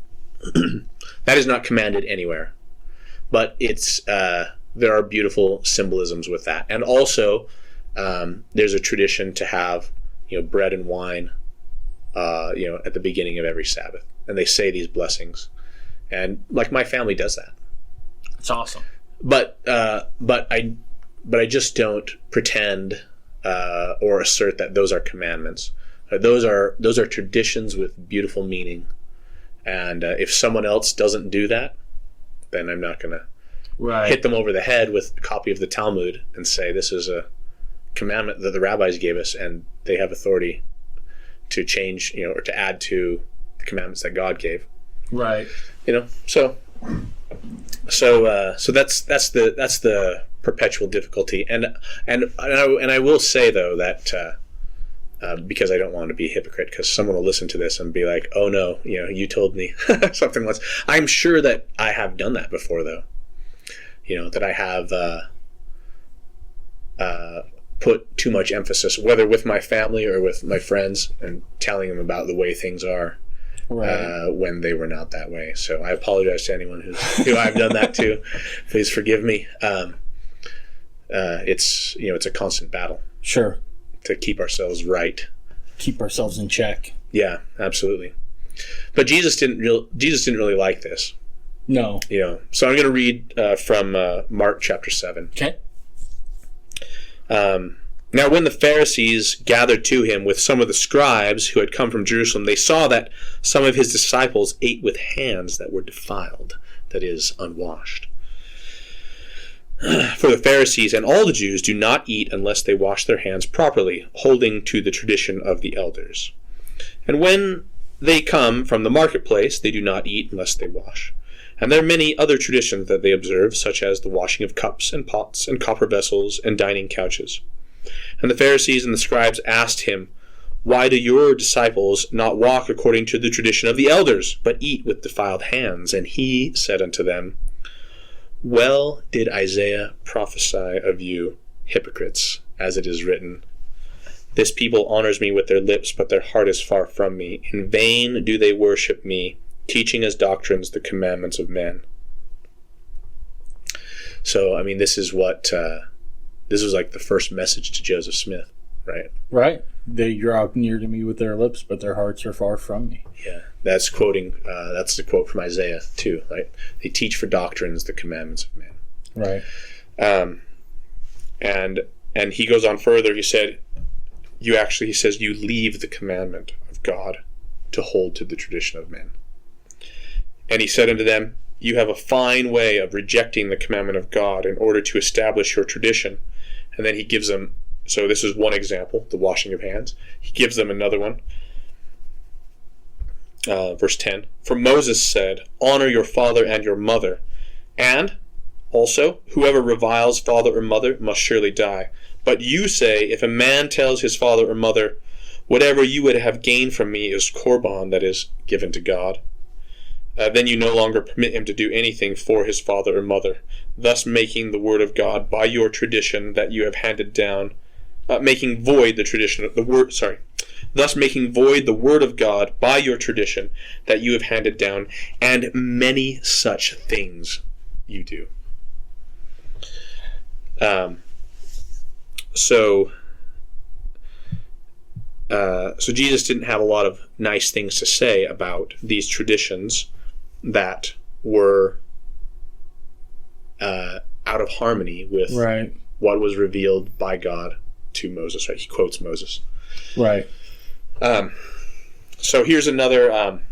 He goes on to talk about what defiles a person, because the first thing was about eating with unwashed hands, right? And you need to, they say a prayer, right, and wash.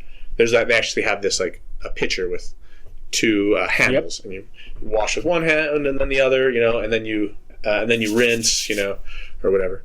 And when my family celebrates Passover, too, and that's part of the Seder, we do that.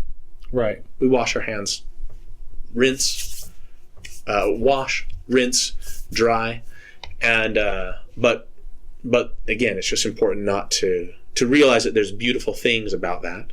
And Jesus does this at the Last Supper, but he does it to their feet, right? Right. He puts a towel on himself and he washes their feet before the Passover. So that's a beautiful thing too. That's also not a commandment, but Jesus does this beautiful thing. And so anyway, so it's fine to have beautiful traditions, but when you start saying your disciples are defiled because they're not keeping the tradition of the elders, then Jesus doesn't like that, Then he hits back a little bit. Then he hits back. Yeah, that's right. So here's the eye exam. And he called the people to him again and said, "Hear me, all you, and understand. There is nothing outside a person that by going into him can defile him, but the things that come out of a person are what defile him." And when he had entered the house and left the people, his disciples asked him about the parable. And he said unto them, "Then are you also without understanding? Do you not see that whatever goes into a person from outside cannot defile him, since it enters not into his heart, but into his stomach, and then is expelled?" And he said, "What comes out of a person is what defiles him. For within, out of the heart of man, come evil thoughts, sexual immorality, theft, murder, adultery, coveting, wickedness, deceit, sensuality, envy, slander, pride, foolishness." So I've heard this before, and even there are some Bibles some versions that will even add this in there. You read this with Greek eyes, and it says, Jesus says all foods are clean. Right? Go ahead and eat pork and the shellfish, and horses and snails and whatever. But that kind of entirely disregards the context, which is that Jesus is talking to a devout group of Israelites. Right. Misguided, because they love the traditions of the elders, but he's talking to devout Israelites. And what do you think they would say if he says, eating swine's flesh, eating horses, eating eagles, none of that will defile you? It's going to upset. Yeah. Yeah, that is actually a clearly a violation of what Moses said, right? What God said through Moses, right? Okay, and Jesus in another place said, anyone who teaches you to break even the smallest commandment, anyone who breaks the smallest commandments and teaches other people to do that, they will be the least in the kingdom of heaven. Right. Jesus is not telling people. And also, let me back up. Even if you believed that Jesus did away with the law, you don't believe that he did away with the law yet, right? And so, if he had not yet done the atonement, right? That's and he was encouraging people to break the kosher dietary laws, he would be a sinner, and then his sacrifice is invalidated because he's not a perfect sacrifice anymore, right? Right. So by saying, "Oh, Jesus is saying everything, all food is clean," that is with Greek eyes and entirely ignoring the Hebraic context. So I'm going to give you, to help kind of you and maybe your listeners to understand this, I'm going to reframe Jesus' little parable here a little bit. So what if Jesus was speaking with some Mormons, and some of them were complaining that his disciples had not washed their temple garment in 2 days, and that they were defiling the garment and their covenants by disrespecting the garment. And then Jesus says to them, "There is no garment on the outside of a person that by wearing can defile him, but things that come out of a person are what defile him. And when he had entered the house and left the people, his disciples asked him about the parable. And he said unto them, Then are you also without understanding? Do you not see that whatever garment a person wears on the outside cannot defile him? And he said, What comes out of a person is what defiles him. For from within, out of the heart of man, come evil thoughts, sexual immorality, theft, murder, adultery, coveting, wickedness, deceit, sensuality, envy, slander, pride, foolishness. So let's say he spoke this to this group of Mormons who know about the temple and the garment. And then there's some Christians who don't know about those things, and they're reading this. And you see Jesus say, quote, There is no garment on the outside of a person that by wearing can defile him. What are you going to think? You're going to think Jesus is doing away with modesty standards. Right. Right? In dress, like tight, revealing, promiscuous clothing, garments, which are garments, are totally fine. It's what's on the inside that matters. Right? Christians don't know that when Jesus uses the word garment, that has a unique cultural meaning. Right. He's not referring to any old clothing that the heathens might be wearing. Likewise, when Jesus is talking about food, he's not talking about any old thing that the heathens might be eating. I see what you're saying. He's talking about things that Israelites are eating, right, which are clean. I get it. Jesus is not saying anything you eat is fine. He's saying the things that you do eat, even if it's with unwashed hands, that does not defile you. Gotcha. No, that makes sense. Okay? Absolutely. So, but if we look at it with Greek eyes, we're like, yeah, Jesus changed things and we can eat whatever we want. We can eat ham for Easter now because Jesus died or whatever, yeah? Yep.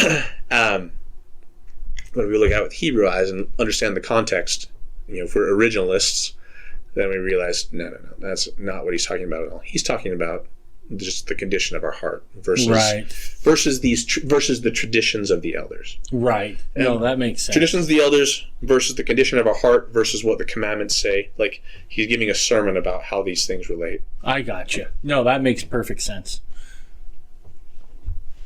Okay.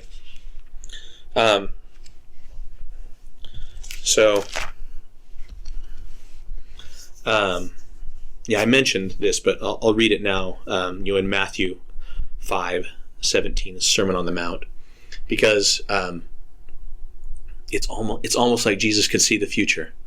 Imagine that, huh?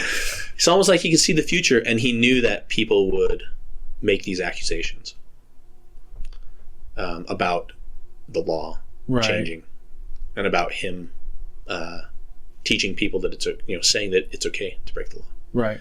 He knew that people would say that.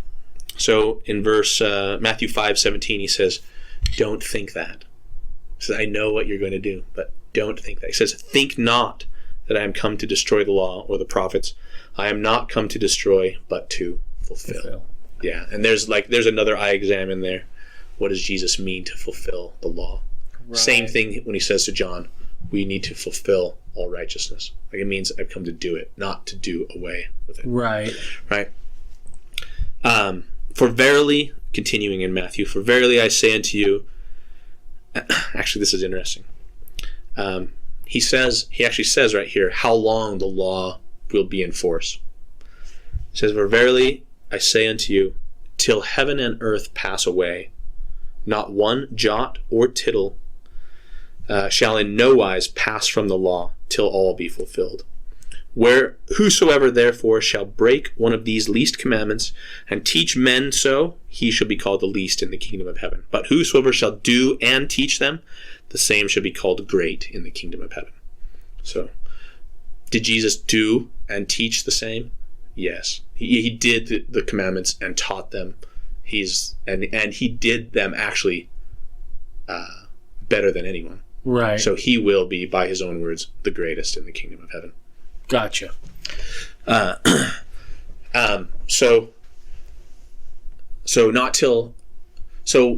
jot or tittle.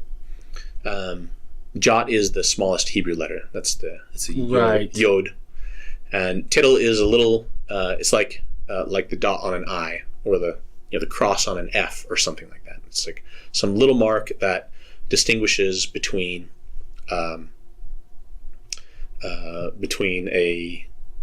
dalet and a resh in the Hebrew alphabet. Right. A D and an R, they look very similar, but the dalet has a tittle, has a little tail on it, and the resh does not. So he's saying not even one letter from what was written will be changed or done away until heaven and earth pass away. So he's basically setting the bounds that there is no out on this. Yeah. Right? These things are in force. Yeah. Yeah. Now, it's actually interesting. Also in the Sermon on the Mount, he warns about false prophets who will come to you as wolves, like wolves in sheep's clothing. He says, beware of false prophets which come to you in sheep's clothing, but inwardly they are ravening wolves. Yeah. Now this goes along with the harmonization of the scriptures, and that things that come later have to harmonize with what came before. So that goes with like ideas and definitions of things too. And there's a principle which is useful. It's called the principle of first mention. And that is like when the scriptures use a term, excuse me, if you want to know what that means, like you go back and look at when that term first appeared in the scriptures and go, and that will kind of enlighten you to what the later author is talking about. Okay? So wolves, in fact, ravening wolves even, like the first time that's mentioned is in Ezekiel. Actually, Jesus is quoting from Ezekiel. So you want to know what false prophets are? Go to Ezekiel 22, verse 23 through 28. Ezekiel says, and the word of the Lord came unto me, saying, there is a conspiracy of her prophets in the midst thereof, like a roaring lion ravening the prey. They have devoured souls. They have taken the treasure and the precious things, and they have made her many widows in the midst thereof. Her priests have violated my law. They have profaned my holy things. They have put no difference between the holy and the profane, neither have they showed difference between clean and unclean. They have shut their eyes from keeping my Sabbaths, so that I am profaned among them. Her princes in the midst thereof are like wolves ravening the prey, to shed blood and to destroy souls, to get dishonest gain. And her prophets have whitewashed these deeds for them with a false vision, and divining lies unto them, saying, thus saith the Lord God, when the Lord hath not spoken. So he says, conspiracy between the prophets, the priests, and the princes, and the roaring lion ravening and the wolf ravening. It says they abuse widows, they're thieves, and they also have violated my law and not taught people what the difference between clean and unclean, and have disregarded the Sabbaths, which the feasts are among the Sabbaths. So those are the false prophets that Jesus says beware of. I was trying to find something in the teachings of the prophets, the teachings of the prophet Joseph Smith, and I'll find it and I'll put it on the website. But Joseph Smith actually says, look, if a prophet contends against or tries to change something that a former prophet said, it's the mark of a false prophet. That's right. And I think that is a very useful standard, not just in this discussion, but in all things, and looking and saying, does this man who claims to be a prophet, is he able to measure up to this? Because if he takes away or does away with anything that is contrary, God said is forever. Yeah. That's a dead giveaway. Yeah, that is an axiom, right? Yep. Things must harmonize with what was given previously. So, absolutely. Okay. I'm almost done with my notes, although we could talk longer. But no, you're good. Now, I'm going to talk now about the big lie. Okay. The big lie, and this is in large part why Jews at least one big factor why Jews have not accepted Jesus as Messiah. And that is this idea that the law was done away. Because they were commanded to keep the law forever throughout their generations. And then these guys come along and say, actually, that whole covenant thing that God made with you and your ancestors to do this forever, like, you can still be part of the covenant without having to keep the terms of the covenant. And that just sounds crazy, and it is. So, okay.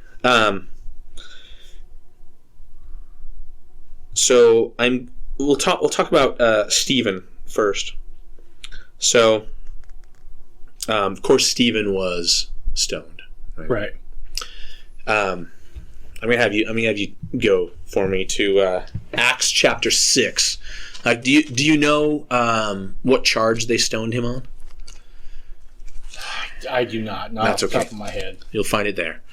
Acts chapter 6, verse, let's see, 10 through 14. Okay. And they were not able to resist the wisdom and the spirit by which he spake. Then they suborned men, which said, We have heard him speak blasphemous words against Moses and against God. And they stirred up the people and the elders and the scribes, and came upon him, and caught him, and brought him to the council, and set up false witnesses, which said, This man ceaseth not to speak blasphemous words against the holy place and the law. For we have heard him say that Jesus of Nazareth shall destroy this place, and shall change the customs which Moses delivered us. Okay, so keep that open. We're going to talk about a couple things. So it says they suborned men. So that is a legal term. That means to bribe or compel someone to commit a crime, like secretly, like to commit perjury. Okay. So they bribed these men to be false witnesses. And it says specifically, verse 13, says specifically Luke, who is the author of Acts, says these were false witnesses. And what did they testify? That Stephen and Jesus says, we have heard him say that Jesus of Nazareth shall destroy this place. Let's see. This is verse 13. Ceaseth not to speak blasphemous words against his holy place and the law. Right? And we've heard him say that Jesus will change the customs which Moses delivered to us. And Luke specifically tells us these were false witnesses. That was a lie. Stephen never said that, and Jesus never said that. But that is the charge that they upon which they stoned him, was that he said the law would be done away or be changed. Right. Right? So, why did they stone him? Well, that goes to Deuteronomy chapter 13, which says, I'll just paraphrase this. It's basically one of the tests for, you can turn there if you like. It's one of the tests for a true prophet. And this goes to what Jesus said about false prophets. But in Deuteronomy 13, it says, even if there's a prophet who comes to you and works miracles, does wonders, tells the future, talks about visions and dreams they've had, but even if they do miracles and then they tell you, let's worship a different God, or they turn you away from the commandments and say, let's worship God in a different way, then they are guilty of blasphemy. And I am doing this to test you, to see if you will be faithful. So this is a marriage, Right. Israel is the bride. Right. The Lord is the husband. And there's other men out there. And so he's like saying, even if there's another guy who comes and he's got bigger biceps or seems to have, a better paying job, like, I expect you to be faithful to me, even if Right. Even if a prophet comes and they do something miraculous. Right. But they tell you to not be faithful to me, you will know that they are a false prophet. Right. And so, but then Christianity comes along and tells Judaism, hey, we got this guy. He did all these miracles. And guess what? He said, you don't need to be faithful in the way that God has commanded your ancestors to be faithful anymore. And but in Deuteronomy 13 it says, no, this is a test. And it might, ruffle some feathers, but I'll say that the way that Christianity is presented, Jewish people are being obedient to God in rejecting it. Because sure, I can see that. Yeah. So that was a lie. Luke says it was a lie. What they said, they stoned him anyway. And this is really ironic because Paul was involved directly, right? And usually when people, and there's been books written about this, about how Paul changed Christianity from being a sect of Judaism to the anti-Semitic, anti-law religion that it is now, right? And that Paul is really the one who said, the law is done away. He's the one who kind of proclaimed that. Sure. And so this is really this is really ironic because that what Luke says is what they suborned the false witnesses to say about Stephen and about Jesus, and this is getting said about Paul too. So let me ask you this: if I'm trying to understand here. So are you making the assertion that Paul wasn't really an apostle, so to speak? Oh, no. I believe he was an apostle, but he did not. He also did not do away or say that the law was done away. Okay, so maybe some of Paul's words were twisted and misunderstood. Yeah, okay. Actually,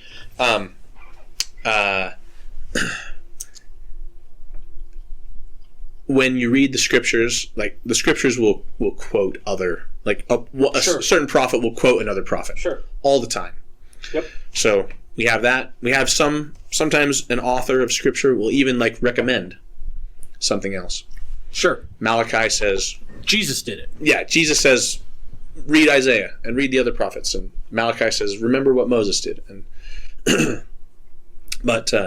so authors, they'll quote one another and recommend one another, but Paul is the only author that another author actually gives a warning about. Okay? So this is in 2 Peter. So if you want to go to 2 Peter there.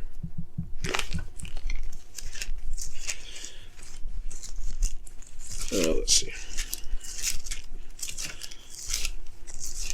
Should have turned here sooner. Okay, 2 Peter 3.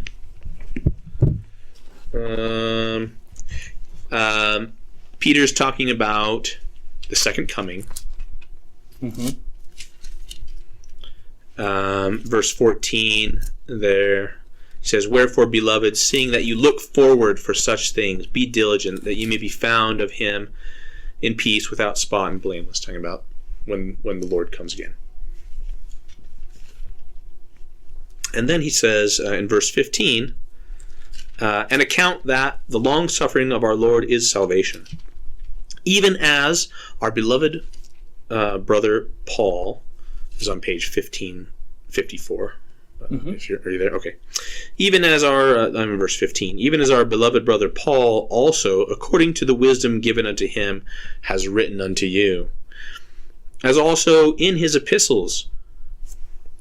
So in his writings, he's also talked about these things, "speaking in them of things in which are some things hard to be understood, which they that are unlearned and unstable wrest, as they do the other scriptures, unto their own destruction. Ye therefore, beloved, seeing that you know these things before," in other words, I'm warning you about reading the letters of Paul, because they have things that are hard to understand and things that are wrested and twisted. So But in verse 17, seeing that you know these things beforehand, beware lest ye also, being led away with the error of the wicked, fall from your own steadfastness. Wow. Now the error, in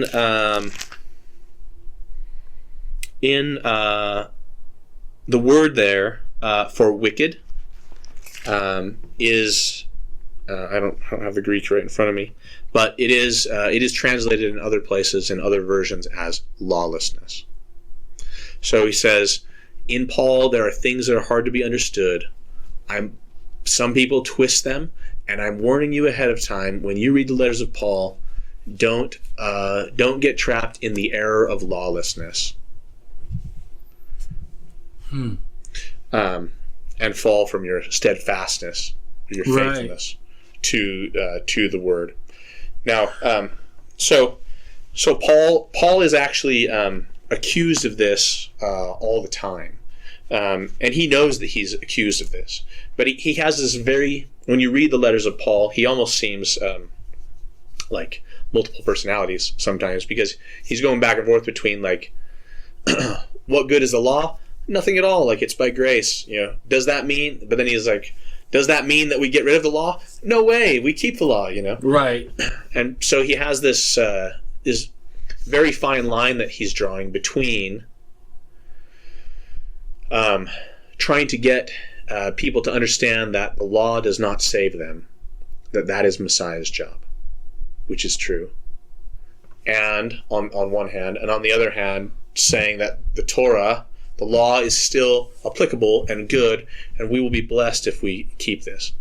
But that's not what saves us. Jesus is what saves us. But still, these things are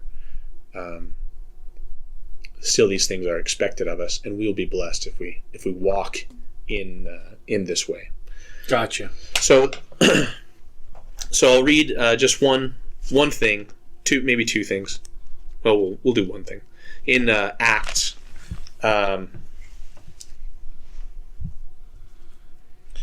Acts chapter 21. Okay. Let's see. Yeah, 21.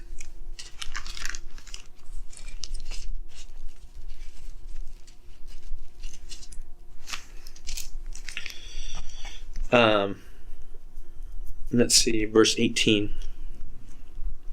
Okay, so now Paul has just been on one of his missions, and he's coming back to Jerusalem to report.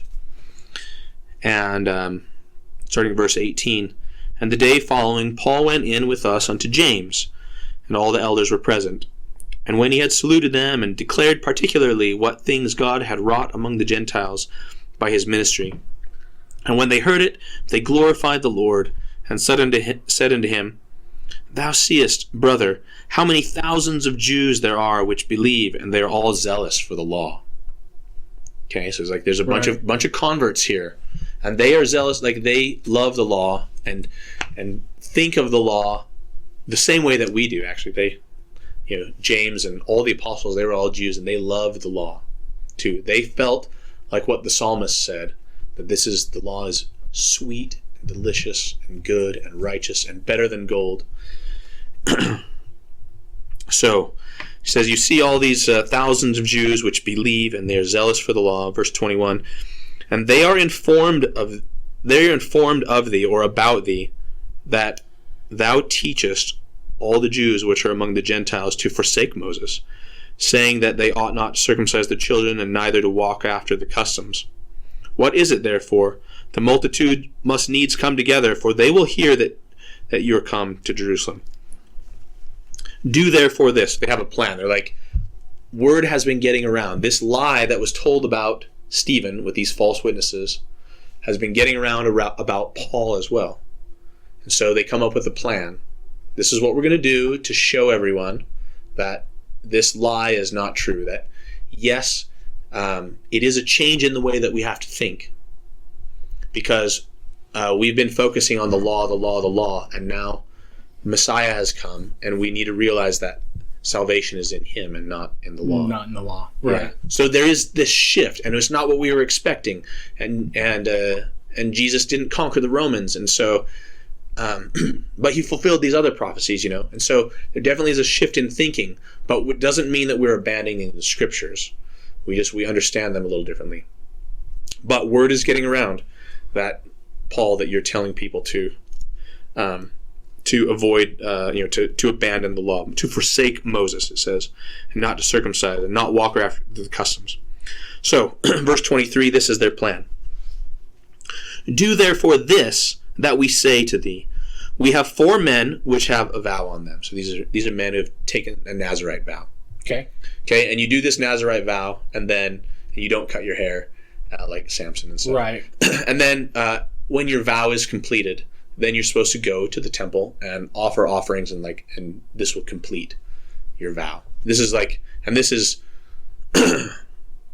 this is intimately connected with the law of Moses. So he says, we have 4 men which have a vow on them. Take them and purify thyself with them, and be at charges with them, that they may shave their heads, and all may know that those things whereof they were informed concerning thee are nothing, but that thou thyself also walkest orderly and keepest the law. So, do this. We're going to have you pay for, and you be at charges with them. You are going to pay for their offerings. You're going to take them to the temple. Everyone's going to purify themselves. We're going to do this public thing so that everyone knows that the rumors that they were informed about are nothing, but that you walk orderly and keep the law, and also encourage other people to keep the law too.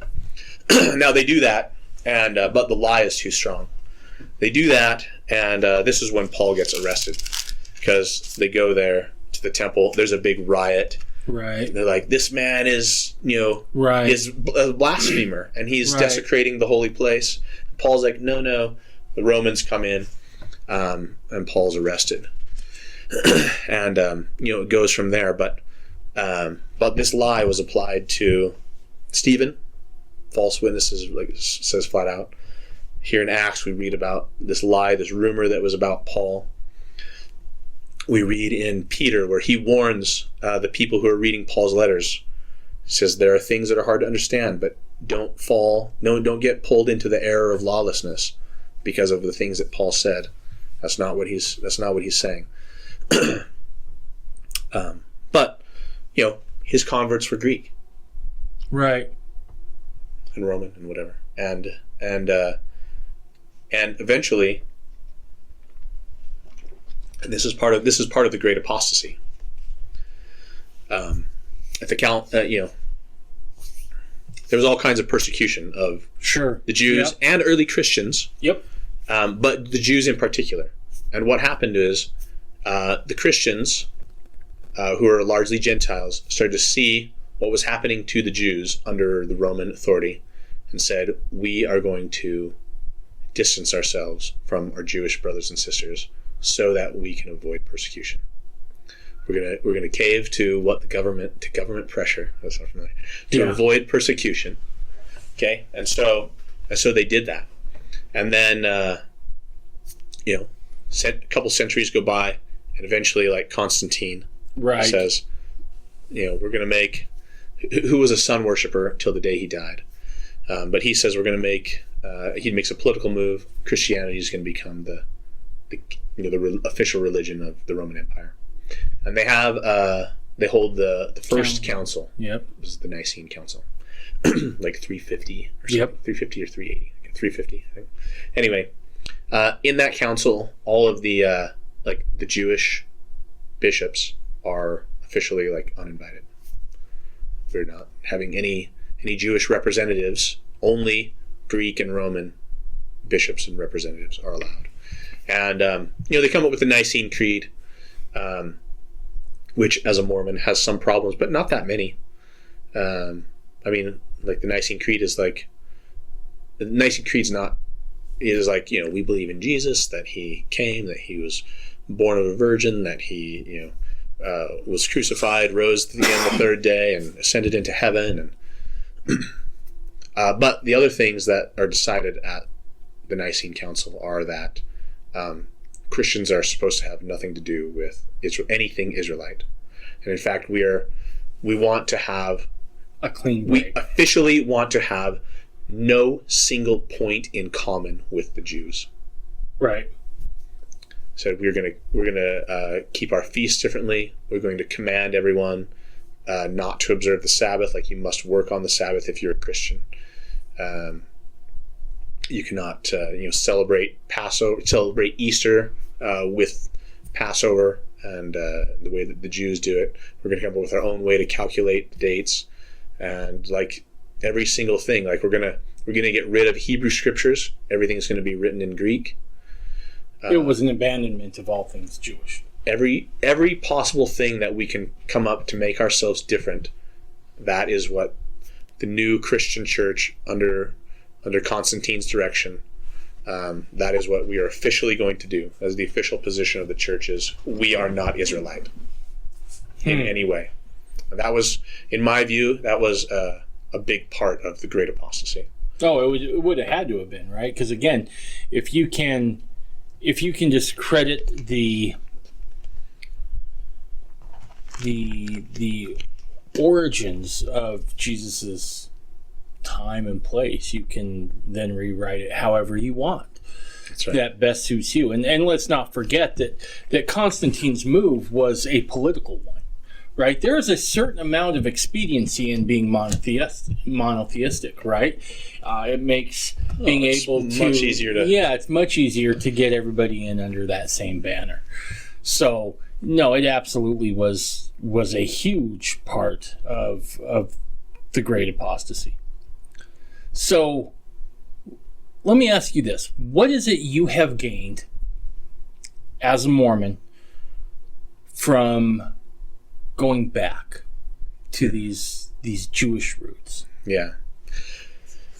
I mean, I think there's like this richness to understanding the scriptures, for one.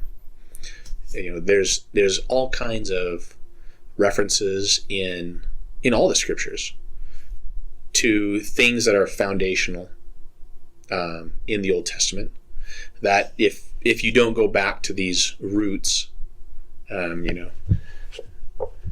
right, if you don't go back to the roots, then you don't really understand what you're doing or why the scriptures are saying this or that thing, and I think you just miss out. There's a lot of richness there. And I have felt that it has been a blessing to me and my family to, like the feasts in particular, are beautiful things.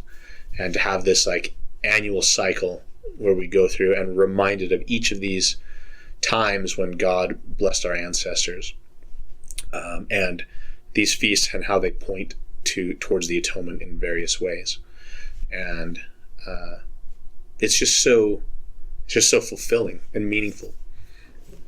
And tying, and it's also there's the advantage, I think, of tying yourself to a written standard instead of going off and being, led about by every wind of doctrine, being tossed to and fro.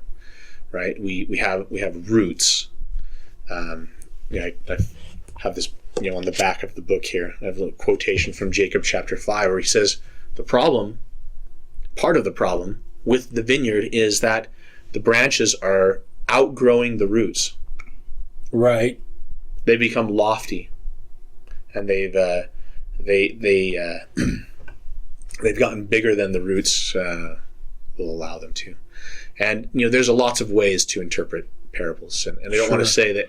And I think all of them are valid, but one interpretation is that the roots of the tree, which is Israel, right, and God's people. Right. The roots of the tree are these ancient things written in the Torah, and we do not want to detach ourselves from that and grow bigger. Wild.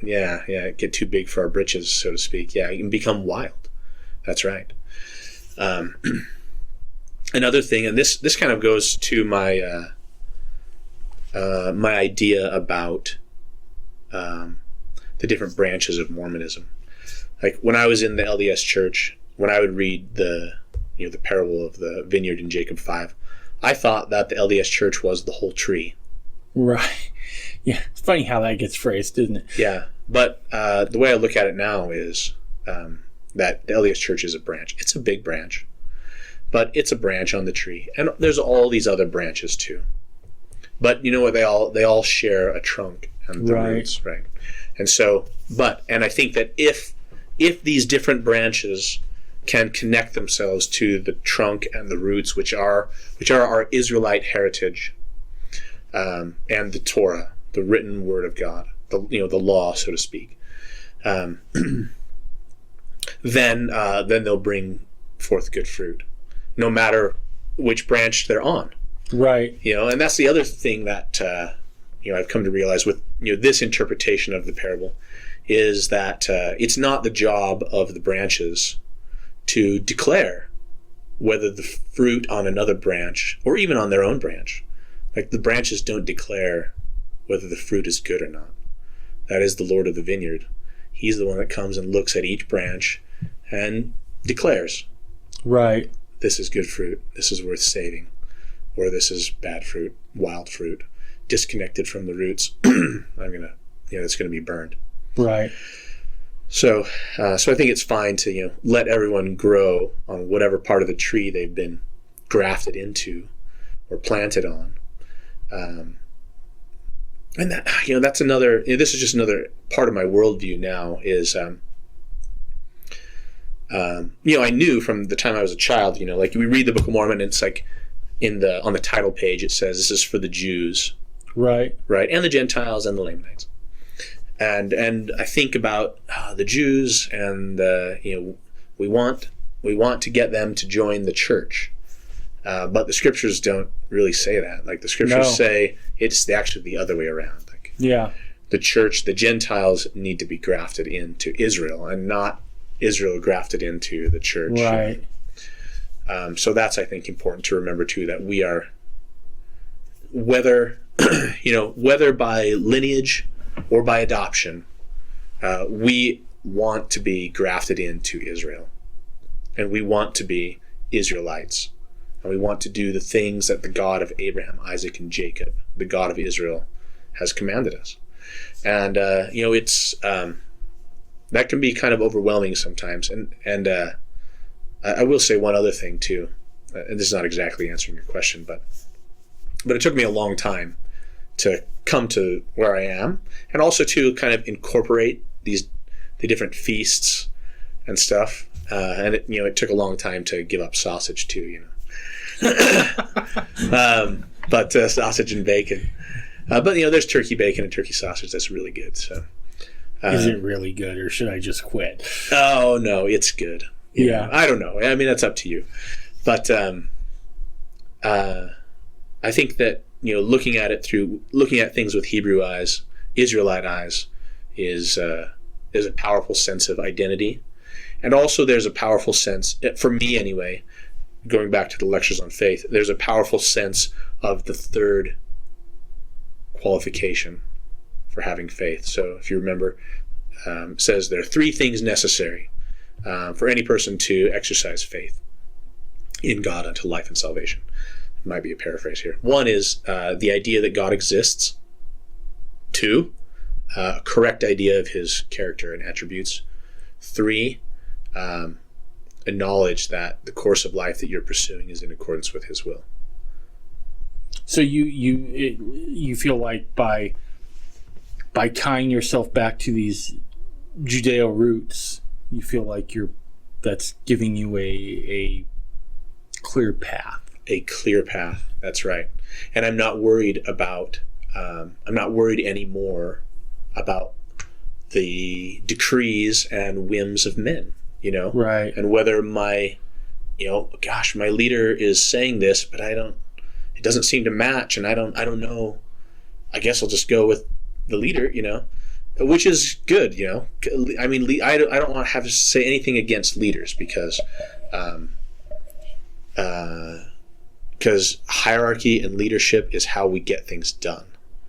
And and I'm independent now, so I kind of miss that, to be honest. There's some really good things about leadership, but there are bad things that can come with it too. We've talked about the abuses. So leadership needs to be tethered to the word so that it can't just run free. It gives you a good litmus test, right? All the way around. Yes, that's right. That written law provides a litmus test to which, if you vary outside of that, yep. And let's face it, as far as litmus test goes, the Judeo model might be one of the best around, right? I mean, it has survived eons, and it has been responsible for the flourishing of many civilizations. Oh, yeah. So as far as a litmus test, I'm not sure there's a better one out there. Yeah. I do want to say one more thing, too, is that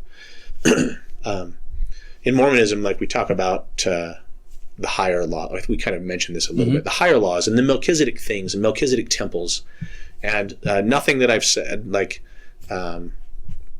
should be construed to go against any of that in the least.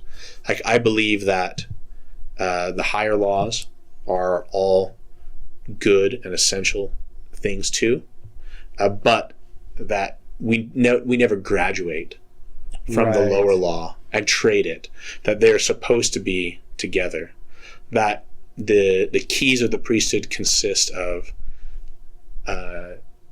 getting the will of God and in offering sacrifices, like Joseph said. Like, they go together, and you have to have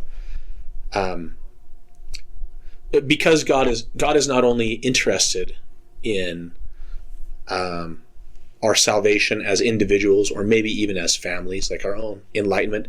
Like, he wants us to have a good society, right? And having a society, a culture, a nation requires, quote, the lesser law. You have to know what to do when someone steals, right? And when someone commits murder, and when there's manslaughter, and when someone is lying, and there has to be judges and courts. And ideally, we would all be celestial beings and wouldn't need that, but we are not angels, right? So we have laws. Yep.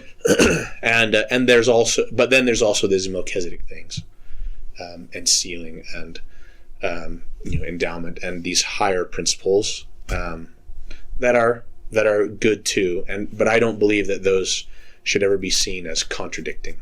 Gotcha. No, that makes nor that one is a curse and the other is a blessing.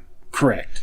It is true that when Moses came down with the tablets, right, it says they had the high. Well, it actually says, a lot of times when we read it, we think that it says that it had the Melchizedek stuff on it, and then Moses broke it, and then went up and got the Aaronic stuff.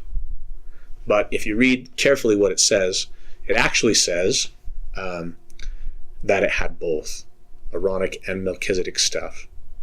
And he broke it, and then God had him rewrite it, everything that was on the first, same stuff, minus the Melchizedek stuff. So the Aaronic stuff was there all along, and it was intended to be given together with the Melchizedek stuff. But they were cursed not with the Levitical law, they were cursed with the absence, being denied the Melchizedek. Yeah. No, absolutely. You understand? Yep. Yeah. Oh, that makes perfect sense. Absolutely. Yeah.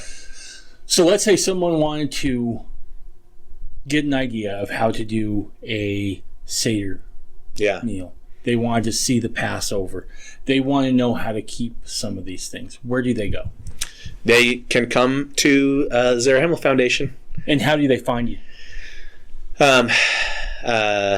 You know what? I think that we have a page on the fellowship locator, which is mostly the Denver Snuffer thing. So we have a page on there. So we're in Lehi. Okay. So Lehi is Zarahemla Foundation. You can look on the Snufferite fellowship locator, or I'll give my phone number that's your call, bro. But maybe not.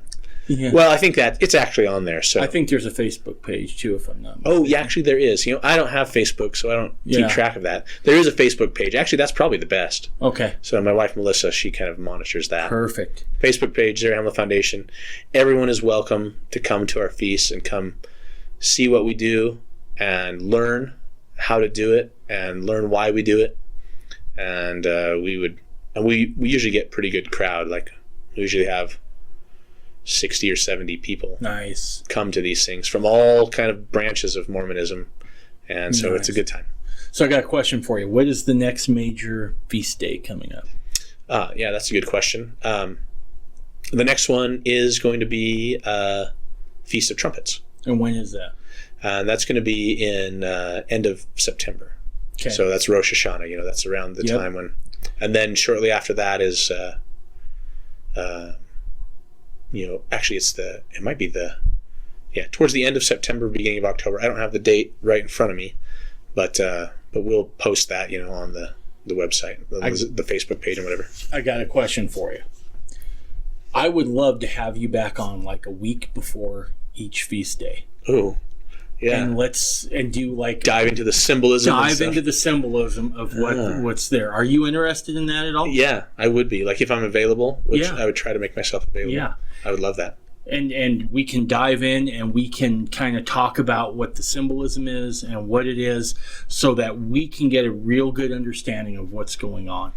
Okay. And then, because I think it would be a nice primer, mainly for me, to dive into those and then go see it, right? When you host those things. Yeah. And then maybe be able to put that all together and see what it looks like, if you're interested. Yeah. I understand you're I'd busy. be interested in that.